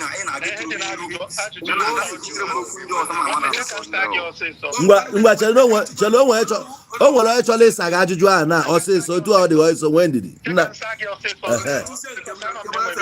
ngwa gaa n'iru ofu onye bụ onye ori butere egwu si ka akwaricha obodo mana ka bụrụ nwaanyị ofu onye si ka akwarie obodo ka eyi ntutu yọtago ndị Fulani bụ ndị omekome chọkwala ka edobe na nwaanyị Nnamdi Kanu bụkwa omekome based on Nigerian government chọọ ka ekewa ya ekewa so Nigeria chọrọ nkewe Nigeria chọọ ka ị bịa mebie maka ịbụrụ nwaanyị mana ịpụtakwa ihe nkewe ịbụzelu the highest sinner. Ọ bụrụ ihe njụrụ ya ka ọ na-asa so ngwa nwanne gị akwala ije ahụ next time ọ bụrụ ihe njụrụ ya ka ọ na-asa efe ejolo bụ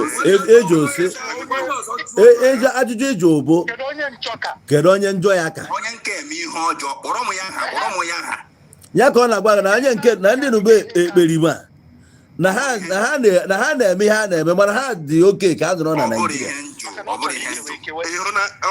dị isi ike a ka Nnamdi ga-ajụjụ ọ bụrụ ajụjụ m ka m na-ajụ nwanne olee ihe dị atọ m ka ezi onye ọgwụ onye nọ kịta na ma ajụ gị Ekene Sixtus ka efe iju Trump onye ọgwụ na ihe na-ekwu onye anyị nọ kịta ma ajụ gị Trump na Jizọs Kraịst onye anyị nọ kịta na nke onye mbụ sevio ndị Kristian kịta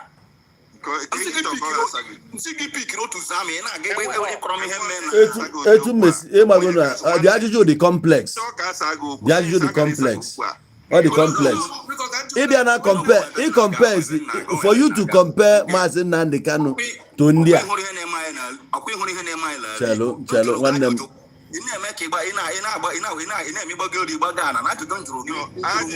enweghị si na ọma nsa gị ajụjụ ọ sị gị nwee ndidi ka akọwara gị ọfụma. Alright, gee m ntị ka m wee moderate ihe ọfụma Echelo ka m bịa disconnect him ya nwa na you know why I disconnected him. Here we want to be reasonable enough. We are not here for argument. We argue to learn, not argue to win, which no ga drag. But many people actually contribute. You just ask a question, and not a complex question. And the choroka onya way to obi elaborate here. Kisi azaju abroko yozo si azaju. So now we allow for people's opinion. Nyanwazi no we to and disconnect here. You will be listening and all with that thing. Come I ga na see ozugo. So my brother, I would like you to throw light on that question, Ojo. Okay, thank you so much. In regards to Nnamdi's case, it's a very complex one. Everybody understands it. Okay. Mana one name calls Oku now. Onye choka abadisi obodo mana emesia ka emezie. No onye choka abadi obodo just kekewa everywhere. Okay. Amambu the same treatment. And don't know otakwa na ndi Igbo ndị emeri n'agha. Okay. Whether we like it or not. The treatment enye na onye meri mmadụ n'agha and treatment enye na onye meri aga the same, whether we like it or not. Okay. Yeah? And that is what our brother has failed to understand. Nnamdi Kanu mega agitation to a point where only the game winding down. Yeah? Omego, the whole world are no market. Everybody are no. Ewekweni iwe onwere onye adị anyị dọnsa mara mma anyị dọnsu nke mma onye ịchaka anyị dọnsu nke ịchaka onye ịchaka na-ekwu anyị dọnsu onye ịchaka oche taa ezi nwamba nọ anyị dọnsu mmanya nchọbụrụ inye aṅụọla m ya ewe n'iwe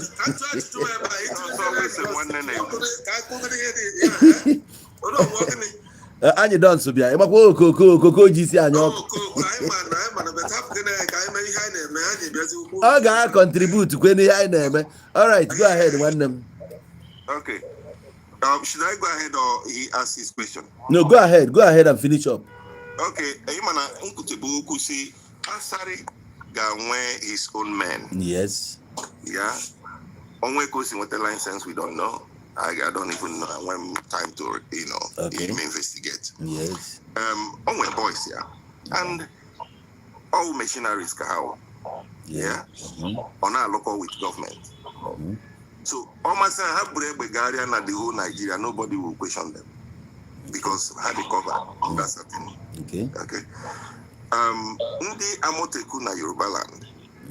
Nebwebe. Yota have a political backing. Yeah. Ndi Fulani.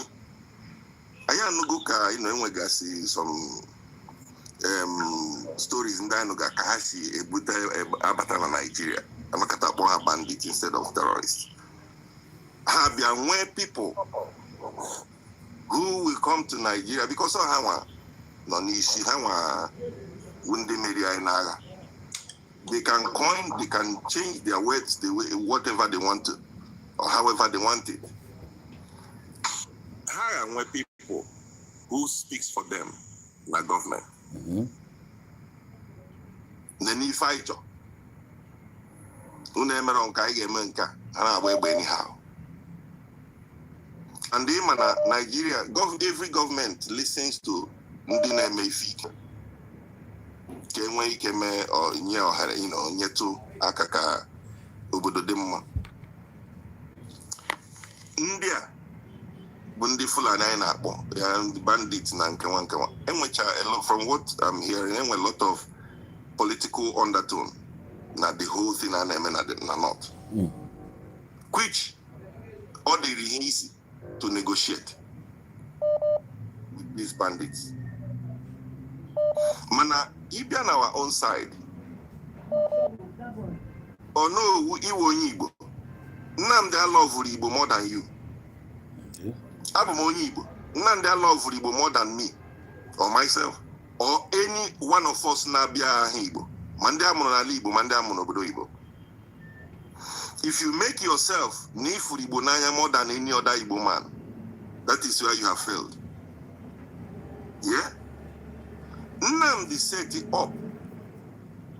ESN. That's setting up of ESN. Obu to advantage of Ndibo Kobu. On the contrary, even I want a lot of people that wants to contribute. So I got my like because questions gonna be so many disadvantages against Ndibo. Okay. In so many ways. But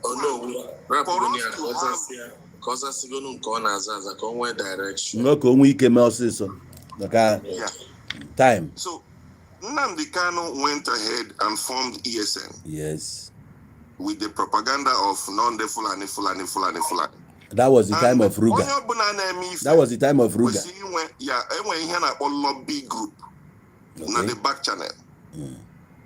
All good is now your governors, your senators, or your politicians are not doing well.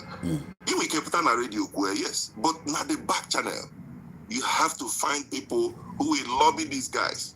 Okay. Forget Nnamdi whenever just can they madunolia. You are making a point. Behind your corner back up this thing. Okay. Or can be your chassis. President Gabrana bullshit. No. Man, how many people who works behind the scene to make things happen?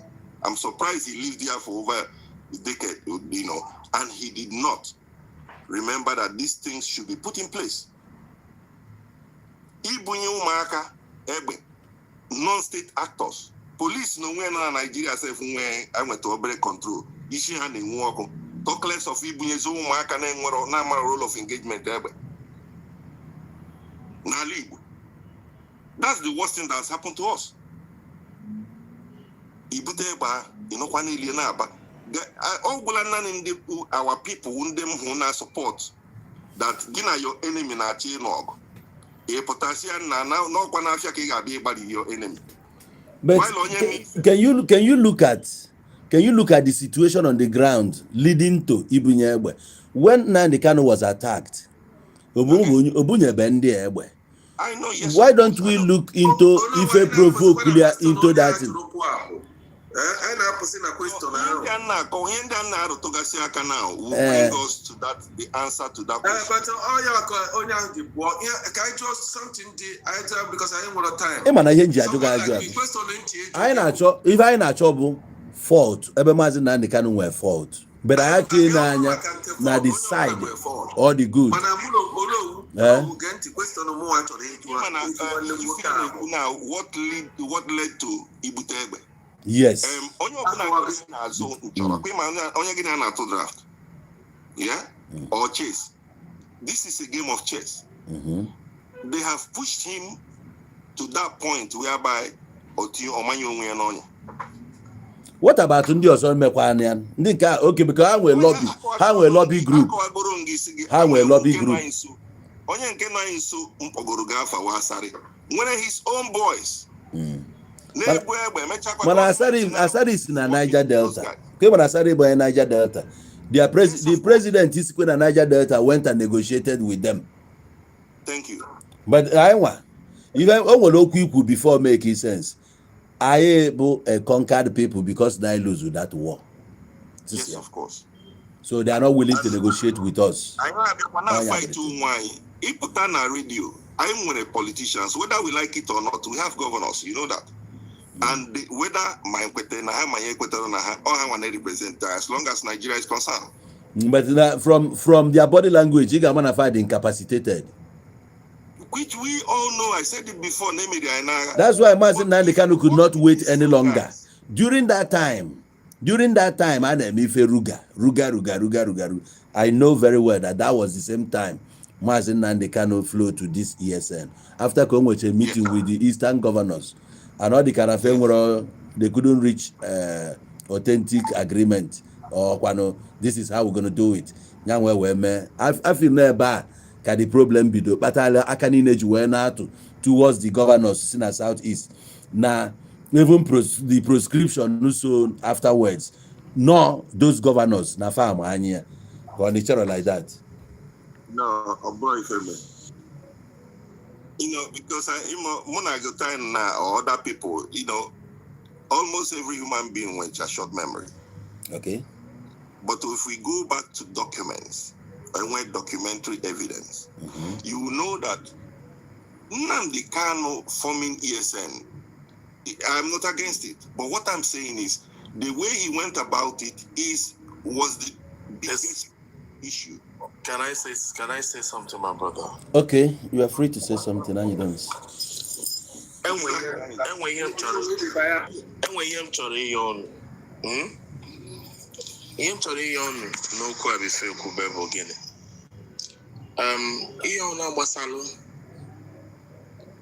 Nnamdi Kanu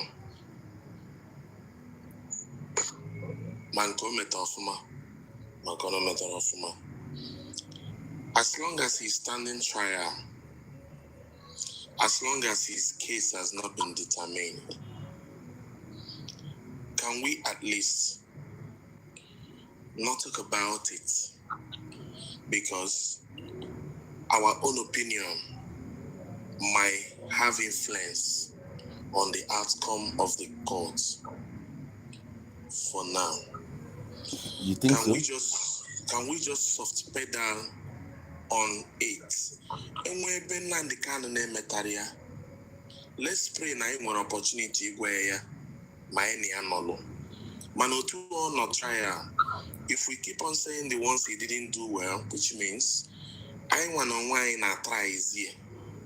Now we now they try them on our own. So no matter momelo ebo onyala woni sinadro mo wonya mkpulu mmeli oko nwanne gi ka obu. Yes. And the all the regi nwa bu nwanne gi bu ni ga na azogo no nwanne gi first. Yeah, exactly. From akande mmadu first. Exactly. So otu ono n'ime na face trial. Let's soft pedal on giving our own thinking based on him. We can discuss about whatever thing happening in the southeast, how we got it wrong. But when it comes to do with Nnamdi Kanu, it's not like we are not trying to say the truth or lie. Mana, if we want to speak to our brother, get on trial. about the right time to speak about his case now on trial, because we are trying him already. So now, having said this, let's touch where we got it wrong as Igbo. Now, I am not delving into the line one line Kugo about Ainwa Adola Enaga Kana Dola Enaga. Now, the problem Ainwa Wogine Ainwa Bundibo Anya Marosi the little things I do you know that now 95% of Ndibo Tata Amarodo na Dolofanaga? Okay. 95% of Ndibo decided to hold on to that language, no victor, no vanquish, as a consolation or as Iye Hageji when we be move on. No, so they are holding on to that language, no victor, no vanquish, without reading in between the lines that now somebody that told you no victor, no vanquish. Na algeko nini when a bank in 20 pounds. Mana nden cause one on na legofa. Mana unua kanal ego no victor, no vanquish.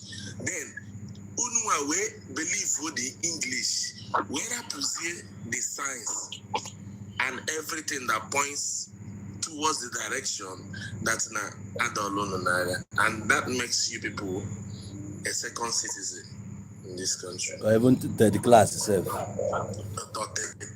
Third citizen in this country. Number one, Nkabo matter for another day or another time we'll treat it. Ndi Igbo, we decided not to be truthful with the truth. We became biased with the truth. And that is what got us to where we are now. Okay, agitation is not a bad thing. When people agitate, they try to agitate so that Nahage Nweta something, or they will be brought to a negotiation table. We have seen South agitate in this country, and that brought about a negotiation on a round table. Because of what? The agitation was well planned and executed. They had their eyes on the target. So whatever thing Hanemebu is to set a table and to bring people on that table to negotiate.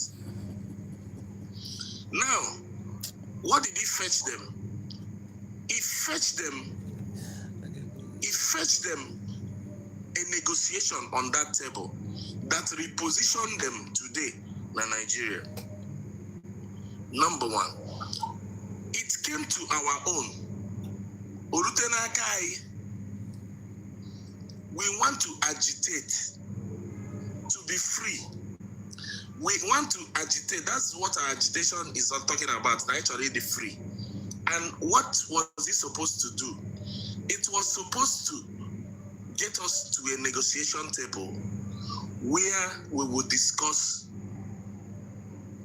our own freedom and our terms and conditions to be free, whether in this country or outside this country. Now, our execution is where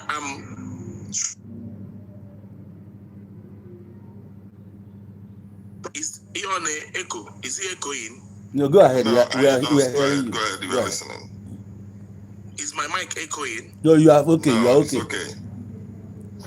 Now, it was supposed to bring us to a negotiation table. What did we do?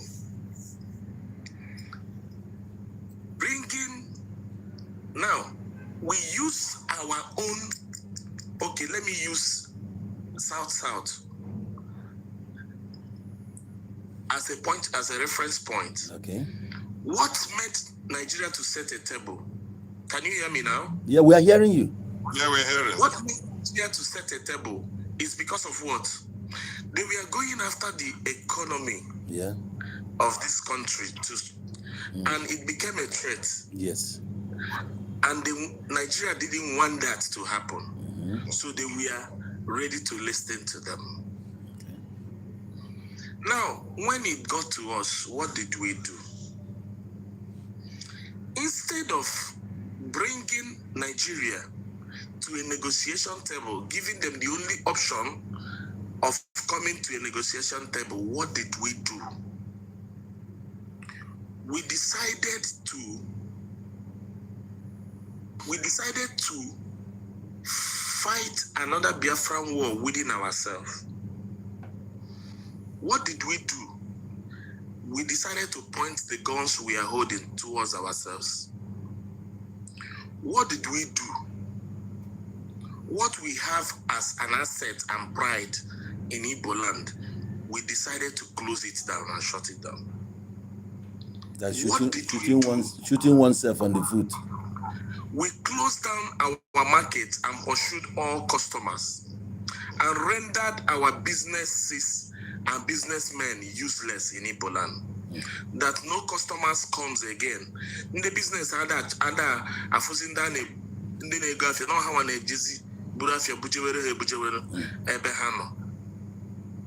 what did we do?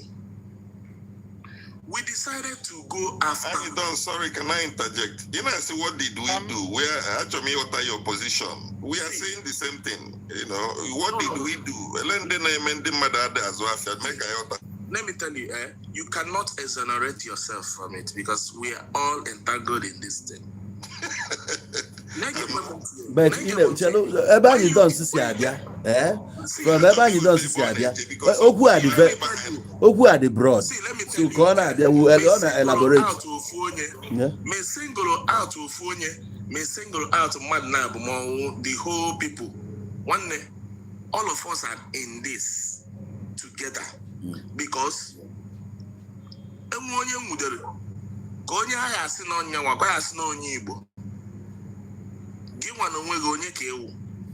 what Anyi is saying, Anyi, from Ifineku, you are making a point, but everybody different opinion about that now.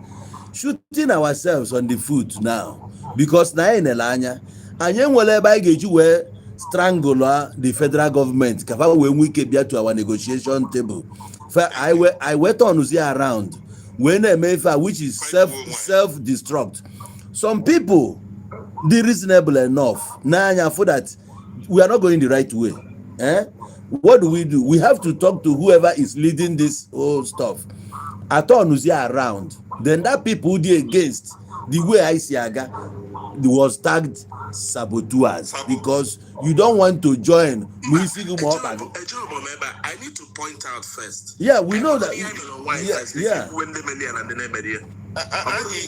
Because this we are all together in this. This reason I agitate na ke ihe gbasara ndị Igbo anyị. Anyị nwere exit plan. Exit plan how Biafra or nothing. Or Biafra or death. No, get it correct. Biafra or death. Biafra or death before. I'm going to tune down Biafra or nothing. But that is to tell you that exit plan. Wait, no. Before I started saying something, I asked you for something before I started saying something. You want to give me Boba Nnamdi as a standing trial, please. The trial I will go today for now. That's right. Close go the case today. And what about judgment? 20th can get the judgment. No. And what about judgment? We can see a case here. They go down and when judgment. And you don't. Thousands of people discussing this matter today. everywhere. On the national No, television. Every tabloid the news. So we are free to discuss him now. I'm a hardcore Igbo man. And what I believe in, okay. Monochi again.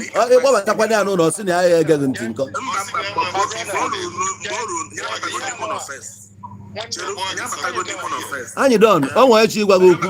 And you done. Get to know where you gwagoku. And you done. Come on, name that this mindset of don't say something, but the mindset of Christianity, making and religion, making people to believe in one thing and don't discuss that topic. Just like Biafra, it's like a war. Kaiswa Nibo. In Nigeria, okay, it's true. In Nigeria, Saraya, Bakwana Katamaka, Agano, and Doya made a lot of force, and we're here in I'm a Makia. Like in the one about Madi Behasabo, the story of that Sabo, I think he had with one Yoruba Lieutenant Colonel as of that time. Ojuku siha, say and capture Kiwa barracks. Yotago, they will look Biafran troops. Bonyeha, Haje capture Kiwa barracks, non a Lagos. And after that, I capture Signal barracks. Yotago, so I capture a car stage here, Pofazo, Lagos. Turn down your volume, Golden. Ganiru. So that people talk, people talk, just in Lagos, will ever Melukato ground. Okay. Ghana WhatsApp and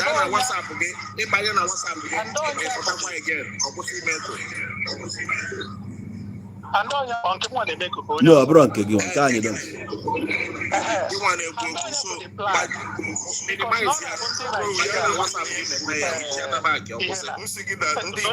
closure since after that civil war. You see all these issues will keep reoccurring. Point you want to make. Shall make your point? Yes. Because relax here. Because we have this sabo in the party we too much. I am a rebel sabo sweep. The history cannot call again. So Kebu to Lagos, nobody will go there. How people can even the buy mana one night working Lucy has you my brother, I support that. Hold on now, wait. One night working you have me when you radio. Ojuku Nando to Nandeba Amarosi one night working, which working Rubayan as to which capture Giwa barracks and the Signal barracks. Kebusalu Jok, Jokulunti Nigeria. Yotago, after so many weeks, go back, to go fresh troops, naturally back, without no casualties. So that means now we are that means Amare Bonyaga. I just say, Yakin Jebenu, Yakunu see the fresh. Why is the Banyo radio? Or should I signal Belancan come in? You look Lagos. Although what is that? Or Sembano Lagos. Down, second in command, which is a touch oya. Sabotua. That's the history. Which is wrong. That act is wrong. Why? Hold on. Ojuku sending Agawa Lagos, Biafra to protect our territory. Why sending them to Lagos in the first instance? Wait, now when they relax. In history, there is no wrong. Oh no, we don't have that. That's why it's history. You have to go. Well, the history, history. You move on. You learn lessons. Don't blame anybody in the past, whether may wrong or right. It's their time. Your job is to learn from it and fix now. And don't argue about the past. Use the past to fix today. So I want you to sabo cool on down. And what are able sabo and what are able here. Yet when you go for him because So if I what the message now is now guy direct here to IPOBs to stop tagging people who are of diverse opinion. So Omuna in the IPOB Beacon. What was that mother Sabo? Beacon. Between my brother, I believe that it's not only one particular group. The too politically correct because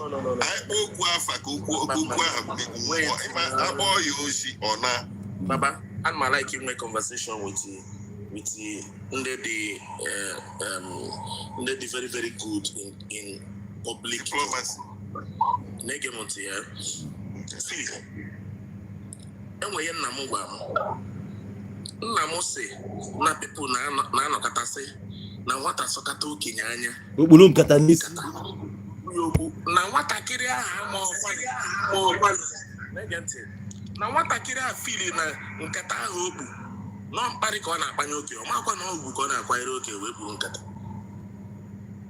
maka na ọgwụ nọ mkparị ka ọ chịkpara oke ọ niile ikpu nkata maka ọchọ ịgbara mụwa sef adịba like ikpu ihe tego adịba achọ ikpu achọ mba ịghọta the idea behind this. Mba na-agụ ya etu ya Na nwatakịrị sọkatara oke ya anya wee kpurukwa nkata ahụ bụ ụjọ ka ọ gara atụpụ oke.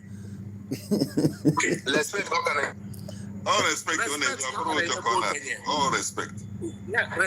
ọ ka na-enye okenye. So mana ụmụazị be anyị akịta che na nkata ahụ bụ nọ mkparị ka na-akparị okenye. So ịchọzie na-akparị okenye. Mana anyị ma ife onye a chọrọ ka ekwuo oge a ife o ji wee interject ya bụ oge ikwu what did we do? We decided na anyị jezi mebe sit at home business anyị wee gasa kedu ndị menụ sit at home a ke ndị enforcelianụ nyere aka gasa ọkwa ebe a ka anyị nọ wee dịka anyị nachighara azụ n'ihe ị na-ekwu maka ọ dịka manyere aka ihe ji wekpọ wee bụ ụfọdụ ndị nọ na soshal midia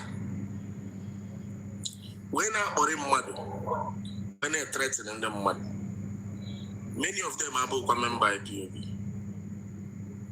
Immediately. How did you come to that conclusion? No. I will tell you for if I'm not speaking for IPOB. Okay. You go say that now. Problem I believe. And what is driving all these things again? Ignorance. On your problem I believe.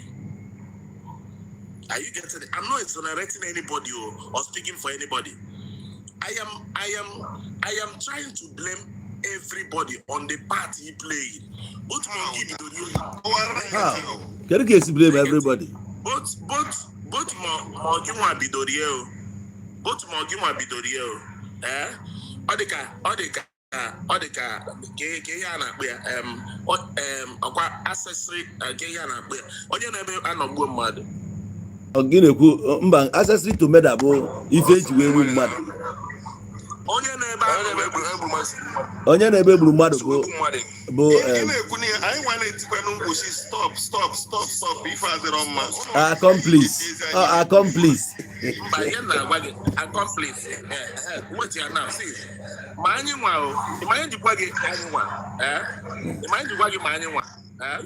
Because some of these people that terrorize people, some of them which are Batobia.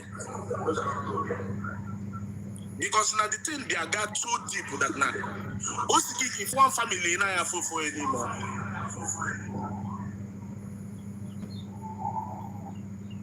If one family in I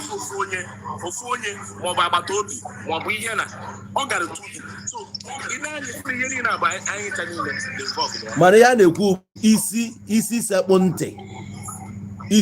ntị ịgba na ihe ọbụla na-eme were ebe obi. If you want to address this issue, let me tell you now. If you want to address this issue, you should not concentrate on one person. You should address this issue generally. Because now, when you go against a particular people, when you go, it's not like exonerating them. When you go against a particular people, or they can, in a special attack about on differences. Okay. Let me correct something here. Anyi, as at 2007. We are shocking already. We've had it up here. Nakandi Mazob. Actually, Kegoto here of Mana. And when Mazob started, we didn't have any problem with federal government. This current democracy anonymia started 1999. And what the Haibundi say ne deprive line so far. Apart from Ebedebe line coming from 1970. We are trying to survive on our own. After 99, a flow to this Mazob. Mazob, I was Rikano in agreement, and I am with here was Rikanazo. No, she did what you got Biafra back. Or where will Biafra? Where suppress Grendibo, make it down here. We were not okay. Finally, at Wanyanga, Apulia, tribe case, yeah, Messia, a reach agreement. And at that agreement, they reached ended up na nya subpedal or forget this agitation. Now he adhered to Ifeku. Ndi otu ya tụgharịa against him. Mazi Nnamdi Kanu we pick it up from there. Ozugbo pick it up. Ndi witness ife melu before. Ndi malu case we finish the case. Try to call him to order. I want to suggest earlier, instead of going this way, Karo Nonya politically, or saying anything politics, and they are ready to negotiate. Or we do not in Megidezi, we go to the point that Buhari no where. Okay, my interview Buhari say, Ocho, nya for more political party here, go prove a point here, or Kanu, yes, through Ndina represent Ndibo, and Ndibo representation na Abuja. It was clear. And young ones, we are Adro okay with that. Megidezi wrote to the point na Abia Puria, Tuoyanga, tribal case here, another bail after 2 years. All on him made the bail conditions, which massing not flown to gear. If flown to the court, if I Abu, now that natural corner with more than 10 people. My name that normal control we at that point. Many people na Abian and Kiye, which lawyer stop and the government agasin a farmer. Amanoke we care about the thing.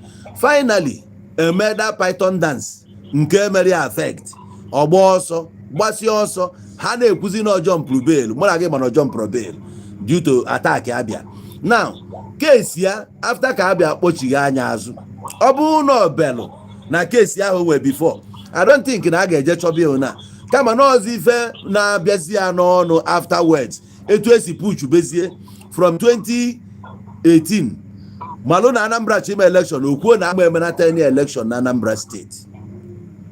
No election. Even Igbo land ni na ama try ya. Otu esi we push bezie so hard mgba kam na achegwa gị no onya lead rito. Many ndị Igbo it turns around this against him. O try ko nwe meeting. O try ko nwe meeting with Southeast governors far Bolia. Uma he was there. Past governor of Anambra state was there. Rochas was there. So at the end of the day, due to ife ruga kosi aga mgba achọ ka enwe something ka create security for ndị Igbo which mesisi ndị a wee kwuo na ha ga-float agụ na chamber. Nnamdi Kanu a float to parallel one bụ ESN. Now you are not acting as a non-state actor. Any governor I'm happy with you, especially can be looking at Anambra. Anambra at some point I know why every time no election in Anambra state. Why whereas na Abia state was even at peace as at that time.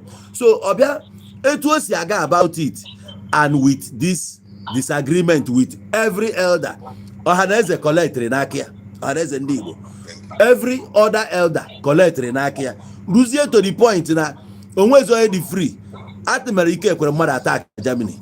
O nwere onye nke eti bounty n'isi ya Joe Igbokwe ejire gbabi ọkụ and so many other things in emezi. The thing was spiraling now gazi out of this like a wildfire.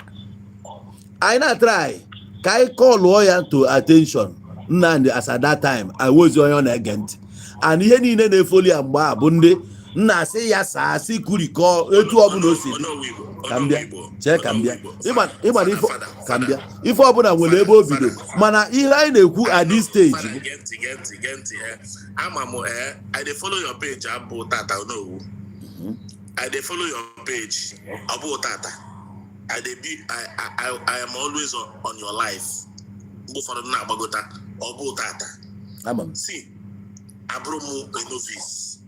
I know more than you think I know. Yeah? I know everything. I'm a man and a man. Are you getting it? See the position I'm taking.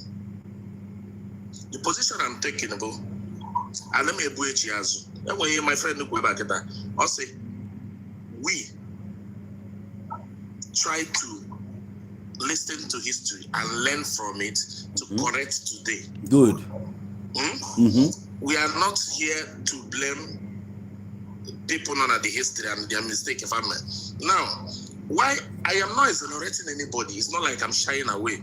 Like I went to you. What I'm doing now, we need to get it right. We need to move forward. We need to start getting it right now. What has happened has happened. So we need to point out where we've gotten it wrong in order to move forward. Yeah, if you don't know where you are coming from, you won't know where you are going. So, okay, can where we had this problem? What is the exit plan? This whole thing I know. What is the exit plan? Now, to the point whereby Onya go where without Biafra. Nnamdi today, Okushi Koku Biafra. Okwa the same IPOB members. Gabokuya Gebide. Boya Sabo. Haga sino onra gego. Yeah, the thing we go to where the name. Obo na afia etusi afia na. Onwere Okoshi when exit plan. What can he do? Let me throw in one or two before Rapo Madagababu. You can make Otuna. The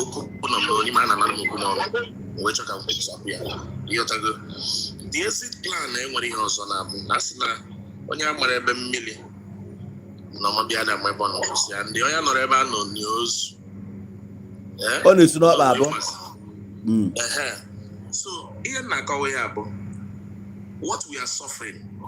Na nibo tata. But you know which of the maybe before but not katabazi bread. See, information we have our people na lack. When I used to follow your program before your page took on one issue, there are programs in a run info in a web table. In web tab, if he call why people in one idea. If Mambahana no Bamolia, Bamo, Favano, the Mbamo, I call why people are got here. Our generation now, if Monday feeling like an arm, when would he have armor? The only problem I whenever I brought that night bad people. No, we are ignorant. And you want the right information. The right information will always make us or will always make us, but the wrong one with mouse. That's the way forward here. When we are trying to put out information in a way so that people can access it without having another. Okay,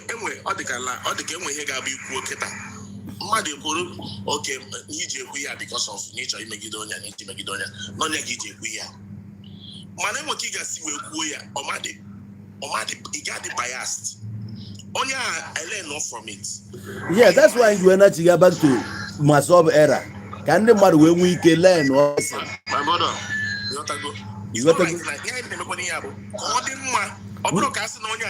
we try to stop it. Now I talk like yesterday. Me, my own stand yesterday, bro. N'ihe mere emego na anyị ga-akwụ arali nwanne anyị nwoke bụ Nnamdi Kanu n'ugwu ka anyị napụta ya n'aka ndị a ọ pụtazi onwe blame anyị ga-eme anyị emebi ya mana that does not mean na ya ma ekwu na because no nwere ndị na-amarọ. We try to put them right. N'oge niile we are trying to correct this thing ka hapụ ilu to this point. We were called names. Even no nwere ndị lose their life for standing against even Nnamdi Kanu kwuru egbuo ha. I'm telling you, their names today, Ndi Egbulu, because the verse never had Roma, never had in support, never had Roma. Here as a 2015-16, how many threats I got? Yes, now because of this matter. My myself personally. So onye ọbụla dị against him today nwere reason. Mana anyị na-ayọ biko ka onye ọbụla rụsie mmụọ ya. Ọ bụ ma damage omelụ, a damage a lot. Nke a mana gị na-ekwu okwu gakwa n'ala Igbo, gaa Imo State, Anambra, bụ ụmụaka ka bụ egbe, not believing that Biafra is coming. Emenya enyekwa ha date yo. Eweta date na Biafra ga-abịa 2019. Ka anyị na agwa gị eziokwu o. Fix date not 2019. Gịnị agha abịa? Wake up from that sleep. Gịnị bịa?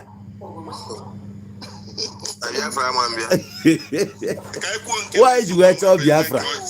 Ka iji wee chọọ Biafra? Ka ihe chọrọ na Biafra ị na-enwere. Ka iji chọọ ka Biafra. Ọ iwu bụrụ ga-abụ Biafra. Ọ iwu bụrụ ga-abụ Biafra. It can be a different.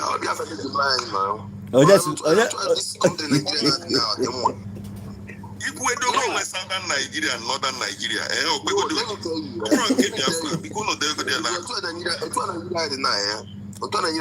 my own understanding. Yes. I believe that now, no Yoruba and also be Muslim Nigeria. Iyo ji wee dị ona abụ because iyo ji dị ona abụ maka na anyị lose. Ọ maka na anyị lose ọgụ. Ọ maka emerili anyị ka anyị ghọta the point. Ndị be anyị nwa ya ọ nwere nchọ ịkọwalụ unu na-anụ. Anyị na-anụ. Ebe nchọ ịkọwalụ na achọgodi ma ọ nwere some misinformation na-aga no sense. Okay. No we bido from Facebook follow gị bụ bata here now. Okay. Enwe ị na-ekwu na try na Nnamdi Kanu na-ekwu anụ nke ọ na-ekwu ya na the law is try ya. No dey exist. They under Nigerian law. Yeah. Man, you watch the charges. Come on, if you go charge sheet in Nnamdi Kanu, seven charges. Yeah. They are that charge sheet. Yeah. And I try Nnamdi Kanu under Nigerian criminal code. Criminal law code. Yeah. Each of the charges. You know they are for to the idea. Charge 1, you go charge 1 and 4 section under the criminal code. So Nnamdi Kanu even about full hardiness, might even hard man in a foolish way. So if you want to go to that judge, go do is enough. It go there and that in all men are caught 7 years already. So that man, that's not a lawyer. Lawyer. This is a guy put to Cambia. This is a guy put to the everything that start is at risk. Nnamdi Kanu onye mandate to go and get Biafra for anybody.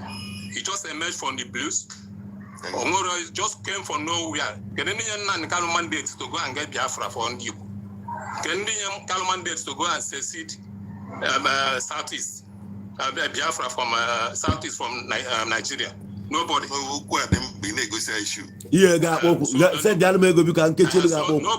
nobody gave him that mandate. Or that mandate. Association of town unions under their PGs area that mandate. This guy see from nowhere. That's here Southeast. Look at how Southeast the safest zone in Nigeria before. Now one of the Borno states. When Wazirike because all here Wazirike no, don't worry. Historical and perspective. Let me only Sabo Bido Udi sector there. Captain Ude was the commander of the Biafra Udi sector. The next thing that Udi. So the Mora Daniel was in Bana, a butcher capital Maya, Elugu Arabai. The front lines they collapsed today was a shocker to them. So the government has a look and back. They will deceive all the masses because I know the masses. Yes. We are even about stupid masses. If I have one moral collapse because that organ go again Benu the sector. Nigeria forces military Biafra now because the Biafra back at no weapon to fight, nothing. All those who John Baba and I will no allied because that was it. Before just civil war, Zikuku, Ojuku, don't go to that war. If I also see that war, the allied your allied forces, countries not support nothing. Thank you. Nigeria, before Nigeria went to that war, Britain galvanized allied forces for them. Britain brought America, brought the whole country, all the superpowers was behind Nigeria in that war, including Britain.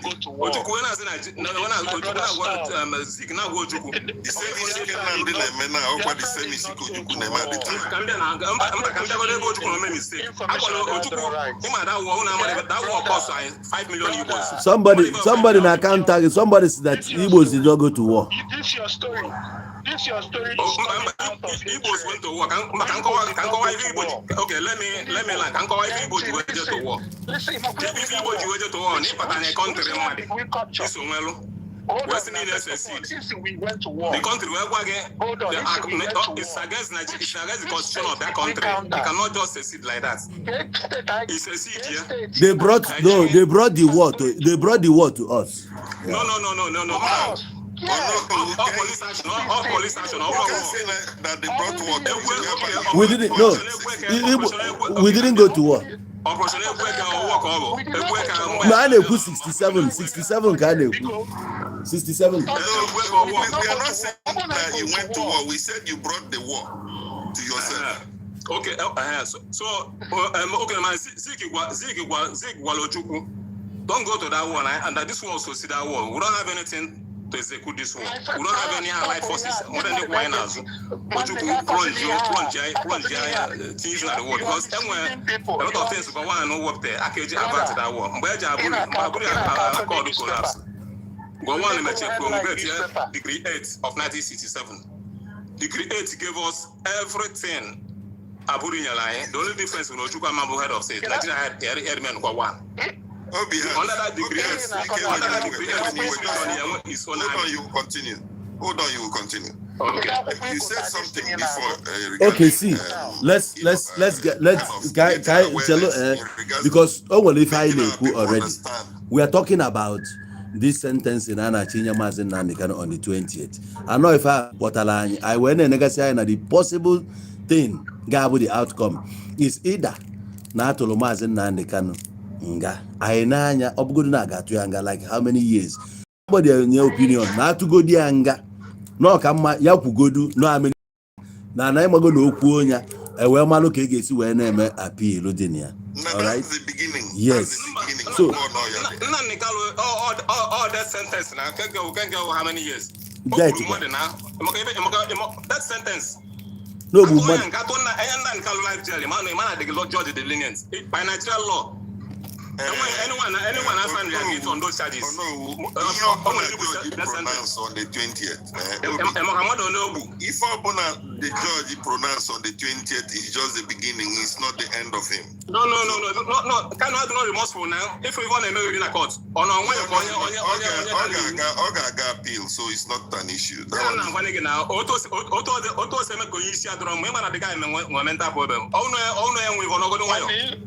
Onya kids no women, guys no women mental problem. Nnamdi Kanu now. It's not obvious. Stop all that thing. Obvious. So I sense about judge in Bana court. That place that one in if you look at it carefully, for equity must come with clean. No, equity ethnic group in the whole world, black ethnic group in the whole world. But what if I want on top of this country, Manu Namaro. Even I control the world of trading, markets, trading in Nigeria. Buying and selling turnover, buying and selling is more than Nigeria turnover times 100. Turnover aggregate can be an aggregate only a turnover, Igbo businessmen all over the markets in Nigeria. How can the Nigerian economy times 100? People that check it. Because within the me will be kureba the very deep if you don't understand it. The turnover on your banana for equity must come with clean hands. Now Biafra Nnamdi na-achọ ịdọtara ndị Igbo. Otu a ka who sent him? Biafra. Who sent him to Biafra? Oh no, who sent him? Otu a ka Nnamdi chọka Ndi Biafra na abara the judge in Bana that country on Aji Dotaro. No. Nnamdi doesn't understand anything. Who sent him? Illegality. You are buying Indiana court in Abra judge in Bana. But that your Biafra, is that how you want people to be? The guy with mental problem from Radio Biafra can demand on a mental problem. That's one simple question I want to understand. That I'm embarrassed. I'm embarrassed as an Igbo man. I'm embarrassed as an Igbo man. Now people they so Nnamdi Kanu to say behave. Nnamdi Kanu is an entity, a loquacious. You don't ever loquacious to that. Ifenfu to that effect. Ifenfu to Nnamdi Kanu is worthless now. Okay,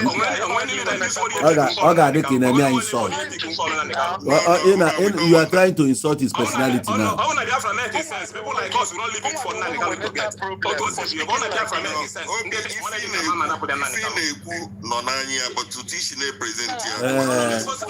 Two wrongs cannot make a right. Okay, we do this program. I was saying, Gambia, I'm going to that now. The out one again, kind of direction. I kuloku na etu Mazi Nnamdi Kanu the outburst today. Now in the line, possibly no frustration. Everybody had to go frustrated, especially young one. One native in a solitary confinement. And conjured involved. One day, yet again, we will not. You may rule her out. You may rule her out. But I want your mama. He will prove. He will prove. Ijego. I'm telling you.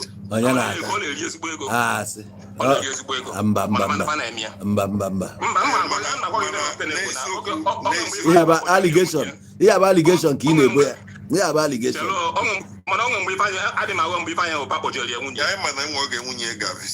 we don't know. If the same if I know back, what you because in the same if I back about Spanish, accusing if I know at the same time, you know. You can't go to you can't go to capacity even Germany. These people are a bunch of mad people. But why you can't go to Germany reach? Or why would you reach there? All right,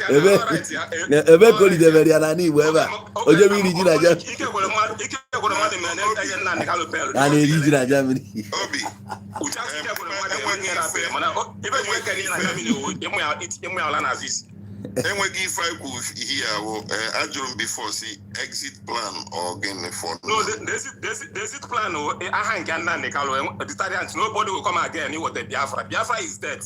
Biafra has been killing the Igbo since 1967. 1967 Biafra is like Biafra with 5 million Igbos. 1967 to 1970. Yeah, for me. I'm making a point here. Even Naguna had facts. Then after that 3 years, Southeast lose 80% of his territory. Every if I was outside to get that, about 1 minute about Southeast. East, couple before. Because of Biafra, and Igbo will lose. We Igbo, Senegal was Igbo. Many people will my dad lost my properties. My dad went at Port Harcourt at the time. Imagine that one. Ojuku so after destroying everything, because Zeke, don't go to this war. Go on, imagine what the same Ifa Ojuku Jitag some people Sabo Uku Ifa emoji also. At the end of the day, chop Takwan Ifa in a Dosiki Kuda.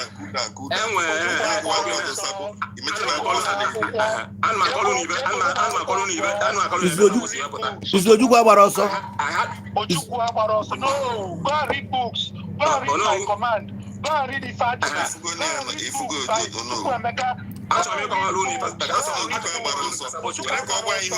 Chalo also Baroso Cocoa line. Cannot see, go and read books. Amulo Juku, boys. Kulojuku, Maburia, Tina Plain on the those missionaries. On the show is not going anywhere. By force, don't let him play. India who bully or Biafran fighters. Kobo Onende. Biafran fighters. Okay, before age bully, or afọ na-achị capture ya ha wee sị ka ọ pụọ ka ha wee nwee ike surrender ka ọ na-abụ onye nọkọta ka ọgụ dị ọ na-eburu ya bupụ ya ka ihe kpatara eji wee sị ka ebupụ ya. Ịmana ọnụ ngwa gee ntị ịmana abịa n'agha hello. Yes, we are listening. Ịmana abịa n'agha Ojukwu wee general who is meant to die yotago. So ihe mee na the table na ndị na-eji ihe a bụ people like Chinwe Achebe yotago, people like Wale Soyinka. These are the people writing underground. These are the real people na top Biafra, not Ojukwu. Everything the people are need to Ojukwu. And look for na na TV show. When we say the real man, somebody like engineer, this first science and technology engineer, Oyenugu State, these are the real men, not for Biafra. Ojukwu is just a factor. No. In a twist history here. In a twist history here. Ojukwu was a colonel then. He wasn't a major. Sorry. Ojukwu was the governor of Eastern Region. Yes, and he was a colonel. Now the Colonel Ojukwu was the governor of Eastern Region before the war. Now, before I made the last submission before I go. Okay, because we want to. Know if you can use your platform to lead a kind of talking in regards to when can Igbos meet to discuss the civil war. In all honesty, be holistic about it. Okay. Are we ready for that war? And any reason for that war? We are, what led to it? Yes. And how can we stop this idea of Onya Osabo, Onya Brosabo? Because in a different opinion. So if we can have a problem. Do all that. That is not a problem. Help us to find closure. Then you see that this Biafra division will stop. Okay, my brother, I know maybe we go closure in this Biafra war. We will go forward as far back as 1980. Yes. Buhari be on 1980. Shagari be on 1980 as president of Nigeria. Yeah. Where Sepulane, where can Nnamdi go? These are the most indomitable human spirits. Now, the war on just the band war, 1980. Just 7 years after the war, Buhari is now one of the Kandia and this Shagari. Sorry. Obi, ima ifem neku yota refem neku.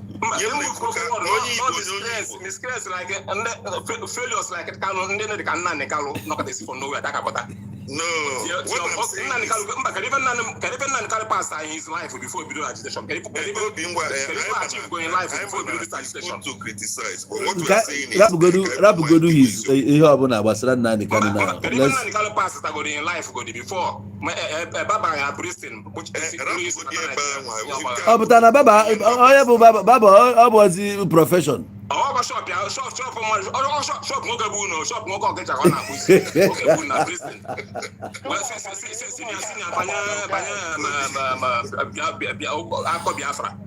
How can you insult your way to power? He was fortunate to insult his way to prominence. Still, on one we had to apply break. Also, a good that time the 5 governors who gathered their Enugu meeting with him hold on for more parties. The best, the truth but that Biafra very powerful now. Yes, there was a time there was a time Nnamdi was advised this IPOB movement wrote a political yes. He cannot advise a goat now. The guy will goat, he can't advise a foolish man. A pressure group to our southeastern governors. Yes, exactly. For them to checkmate our people. Their excesses. You got that? Yeah, and he was there. He was there. Believe me, if that thing had happened 10 years down the line, Ali Bogadeka Dubai. Yes. And Nnamdi Kanu is more respect. It's more respect. So my brother, I to make up your bone, and because I ran up. I to go. So if ever supposed to weaponize, a busy supposed to weaponize would the sector, would that. You are taking us back. I have to say Sabua. Oblugo their anthem. We are trying to. Yes, we want to run up. That's how we for propaganda work to cover up the failure of Biafra because the sector collapsed in the moral was collapsing in the Biafra. What the Sabah? So we level the captain. I level the captain or the commander of the sector, Captain Ude. Apoya Sabo. All the Sabah if you don't not compromise in all. But bro, since you can't follow Sabo, oh well, if I can, I bought a Sabo. People. So. This Sabo again, and it has eaten deep in the minds of the youths. Yes. So what are we going to do to make the youths to understand that those young black were right to speak, including young and Sabo? The solution now, community or community atrocity na Igbo. Even when an Igbo dey na ije na oso na take census even when an Igbo na nke ikpeazụ. Mana anyama kaira pugodu ife ni na anwụla anwụ ife ni na ame. Even solution bụ moving forward bụ ka this after Nnamdi Kanu guilty ahangi anya. Then tomorrow no Igbo man will come out again. If they destroy an Igbo. That's your if I have your opinion. If I have your opinion. Women not getting serious consequence. What is serious effect? I hang declare state of emergency in East, specify East. I'm a hangia. Oh, one night. I'm a hangia. Even now going to hang anya. State of emergency in East. Oh, I got try. Nobody go fit try them. They will never do that. I am a winner. Oh, but I'm in action. Carbon the army. Can the army. Can the army. Yeah, democracy, Kanu. I know democracy. I know democracy. About military. In this dispensation, not there when I come. Was known all over the world as an intellectual. In this dispensation, nobody will do that. There's nothing like that. Kanu is not in. Kanu nothing will happen. I'm telling you. I need what you. More about don't worry, mania. They don't go fit trial. Kanu criminalize Biafra. Only one Biafra on ya. Hey, criminalize again. They might prescribe. I have the prescription. All these proceedings were Obona demand pronounced. The charges is enough. Look, I'm not a merchant of debt. Charges are Agoria. All the charges are Nannikalu will go down. United. Also go to Georgia. Window for appeal. Yes, now I can't tell you. Georgia find the good guilty. I appeal. This matter is not a matter that will end in Nigeria. We know that. ICJ. ICJ. Just the beginning. Trump na biakwa. Life imprisonment. Trump na biakwa eba. Trump is coming. Trump is coming.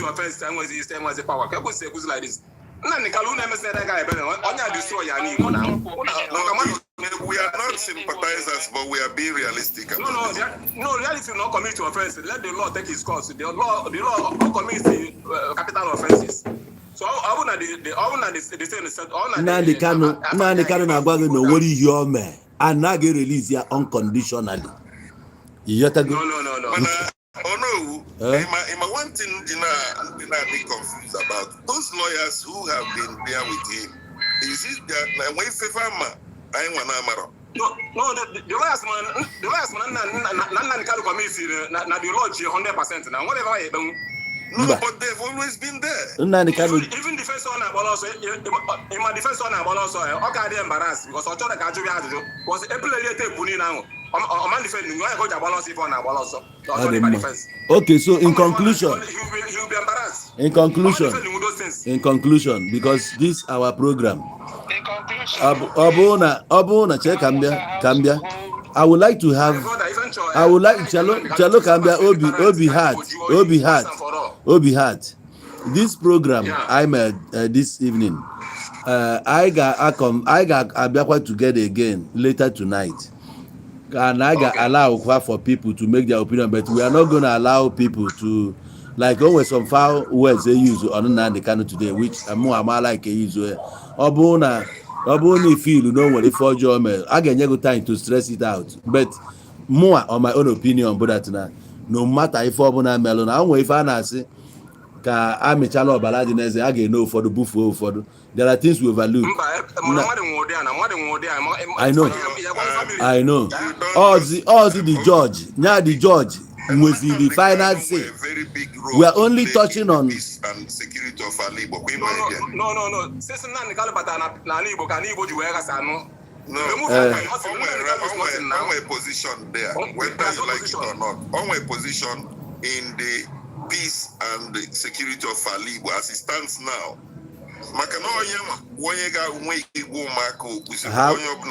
Exactly. Ụmụaka need fanchani need mpiatuku. Whatever the crisis of emergency, but how do you make it? On gorilla. Southeast, I forget. Yes, Southeast. Obi, in Nigeria. Yes, now, yes. Okay, be Nigeria. Yes, now. Okay. If I get message much later, I can keep 1 minute. Summarize, yeah.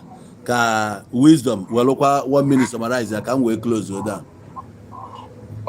Okay. My summary is this now. Anybody knock at that?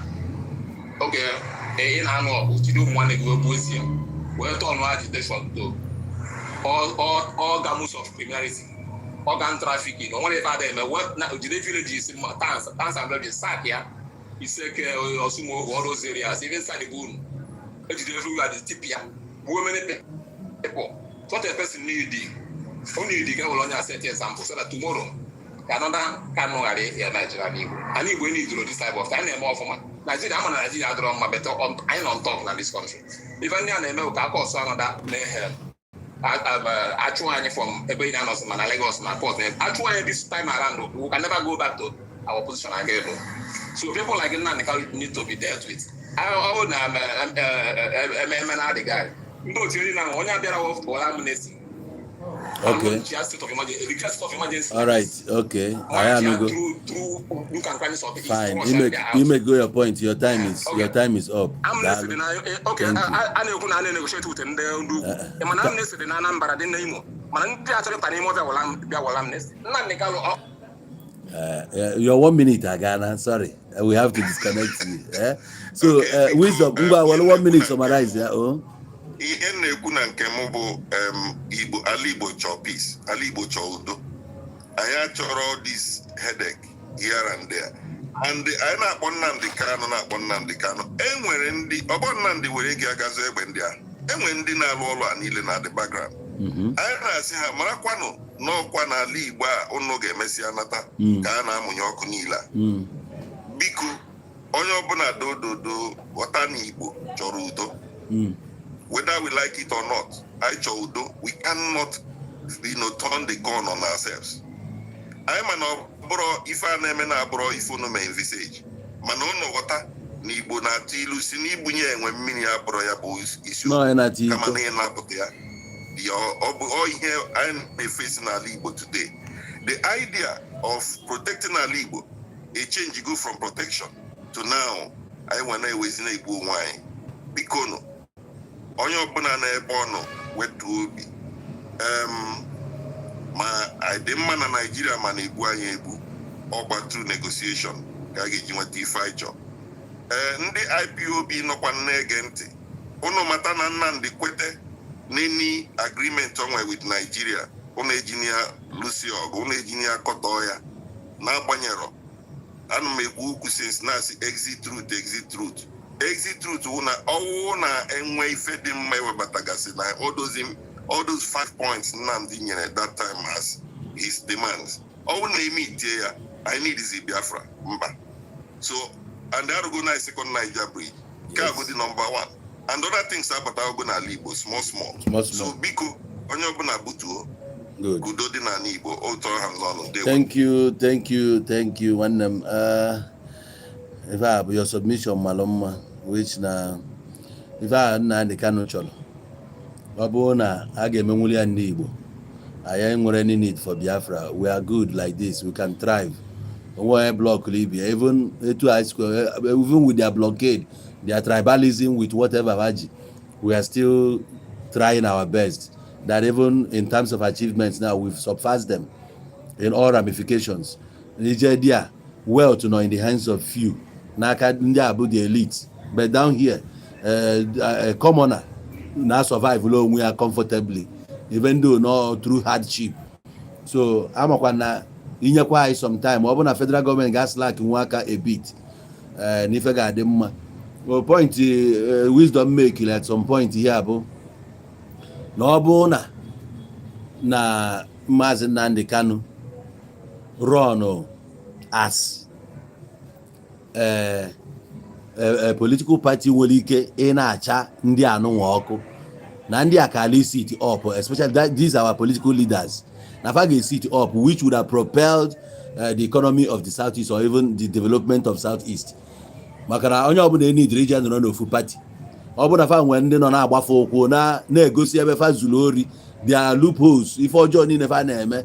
Ọ bụ na a na-appoint ya, which was the same thing nkwu na ọ bụ esighị mee imagine na Mazi Nnamdi Kanu bụ a senator wee nọrọ na that house wee bụrụ ya na ọ na-sponsor a bill, mmadụ ewe kunie wee si ya na nke a mee nke a. Nnamdi Kanu ga-ekwute nwa ọnụ ya, ọ ga-ekwute nwere Igbo ọnụ ya, ana ya nwa dịkwa capable of ịzụtanwu at least 10 people like him, na enwe 10 senators like him ga-eje ebe a. I don't think na oke ga-abịa na south east na a ga-akọrọ ya akụkọ. I don't think na federal government ga-achọ change ndị Igbo. Aya low bridge ya agaba ebe a ga-alụ railway, coastal highway, ewepụ ha n'Igbo na ya kama anụ ọgụ ebe a. Na ya afụgo mgbe anụrụ ọgụ ebe a so many times. With that is stubbornness and all that, onwe ka o si channel lawyer, ọ ga-abụ advantage nyelu ndị Igbo, and then ọ ga-abụ a great honor to his name, na ọ ga-adị ndụ idolize anya. But going contrary, ọ ga-enye nsogbu, which anyị na-afụ ya kịta. But all being equal, ọ dịgo ka o si wee dị, everything ọ dị na table the judge now. We are not gonna put words out there, kama na anyị na-ekwu in case ọ bụrụ na ọdịo na onye a na-achọ igbu nwanne, onye a na-achọ ikpe nwanne ikpe nwee to ikwukwa ọnụ ya. I stand as a brother to Mazi Nnamdi Kanu, no matter whatever has happened in the past. Ana m asị na ndị Igbo, we need to shake our swords now. Ọ ga-apụta, no matter na ụfọdụ na-enwe iwe grievances. O nwere onye jụrụ ajụ yesterday, ọsị ọ bụrụ na nwanne gị or family gị ka emeli video na ị ga-apụta taa na asịsị release Mazi Nnamdi Kanu. Mana ife anyị na-anya bụ na omego igbo Nnamdi Kanu na that member nwụrụ anwụ, your family member nwụrụ anwụ will never return to life. So we find a way to heal. Mana whichever way o si wee dị na ya, Chineke nọ n'elu nọ n'anị bụ ya na-enye justice. Ọ ga-enye justice etu ọ bụla onye ọlụ onye si wee dị, otu aka esi n'ala ụgwụ ya. Ịlụọ mma ngị na mma so, ịlụọ nke ọjọọ ngị na nke ọjọọ so. Ma ka anyị ya amakwasị na ọnụ mmadụ bụ ọnụ mmụọ. So etu ọ bụla isi eche ọ nọ na your table. Mụnwa now as presenter, onye present this program today, ana m asị unu bụ ndị Igbo nya maala unu mma, ngụ onye ji eko bụ ngụ ọma nya akwanarị ya, na Chineke ya zọpụta anyị. Ihe ike niile na ihe otiti na-eti anyị n'ala Igbo, like ndị mburu kidnappers, ndị na-egbu ndị mmadụ na-harvest their organs, na ha nwa na-eme ihe niile a, na ihe ike ga-ezutekwafa at their doorstep. Ndị na-etinye ndị mmadụ anya mmiri n'anya, anya mmiri ama akọkwafa n'anya. Ife anyị chọrọ n'ala Igbo bụ udo. Anyị chọrọ ọganiru, udo dị ọganiru adị. Ma ọ bụ na udo adịrọ ọganiru ama adị. Nwa ụmụnne anyị niile bụ ndị jeje nọ n'ime ọfịa si na fa na-anụ ọgụ Biafra. Nwanne m, ana m achọkwa ịgwa gị, onwe onye ọ na-esere gị na onwe onye gị na ya na-anụ nwara. Hold onwe gị ma ya onwe gị chain, si n'ime ọhịa azụzụpụte, si ebe a pụta, tụrapụ egbe a na egbe a ga-egbu. A na-afịa egbu nke na-ewu 1 million ọkwa nya aka gbagburu ya na ndị otinyekwa a na-achụkwa ha. So ọ bụrụ na ị nọ n'ime ọhịa si ebe a pụta, elesi n'anya afọ ọjọọ, emebisiri na ya ihe. Unu so na ndị tiri Mazi Nnamdi Kanu na ihe a akpọrọ ọgụ ji eburu egbe, ikweta je eburu, ajụọ gị sị na anụ ọgụ Biafra, a na-agwa ahụ pụta ifu ka o si wee dị. Mana ọ dịgo ka o si ya dị, nke nwa bụ onye na-asị gị si ebe a pụta, si ebe a pụta. Onye nke otu onye ikpe, onye the second to the last person, o nwere ihe o kwuru, ọ na-achịkọwalụ na enwere amnesty n'Imo State, enwere amnesty some other places, which that's amnesty Governor Anambra State nyekwara ya sị na ngị tọgbọ egbe gị pụta, they will reintegrate you into the society. They will not check on a female in the past for the fact that you surrendered. A ga-arapụ the same thing ka enyelu ndị ugwu negotiations a na-eme na. But ọ bụrụ na ị na-echezi na federal gọọmenti ga-akpọ oke, all states na-eme ya there, your own state nwere ike ọkpọgo oku, sikwa ebe a pụta Anambra State ka dịkwa open to receive you. Imo State ka na-enyekwa si ebe a pụta, si ime ọhịa pụta ka ọ maalụ na anyị mma ụmụ ibe ihe onye na-eme bụ nke ọma ka ọ gaalịa. Asidenti mmụọ, asidenti mmadụ ezutekwa na anyị. Ọnwụ ike ama akpọ anyị iru. Anyị anwụọ n'ọnwụ ike too much n'ala Igbo. Asidenti abụrụ sọ moto, egbe, stray bullet, ha nche niile bụ asidenti. Na ọ ya ezutezi anyị. Ọnwụ ike ama abụ maka anyị nwa. Ọganiru ga-adịrị anyị maka na udo nke obi ka anyị ga-enwe mgbe unu si n'ime ọhịa apụta. Ka ọ ya bụ onye mụọ chọọ ije kpara akpụ afịa nri, ọbanye ebe akpara rie nri ka isi gbakọ mmadụ ọnụ ya gazielu unu. Aka mbụkwa eze ụmụ iyo Edewo Igbo orimili dọla. Ngwa nọlụ n'ọfụma. Anyị ga-ezutekwa again later tonight. Ngwa nọlụ n'ọfụma sharp.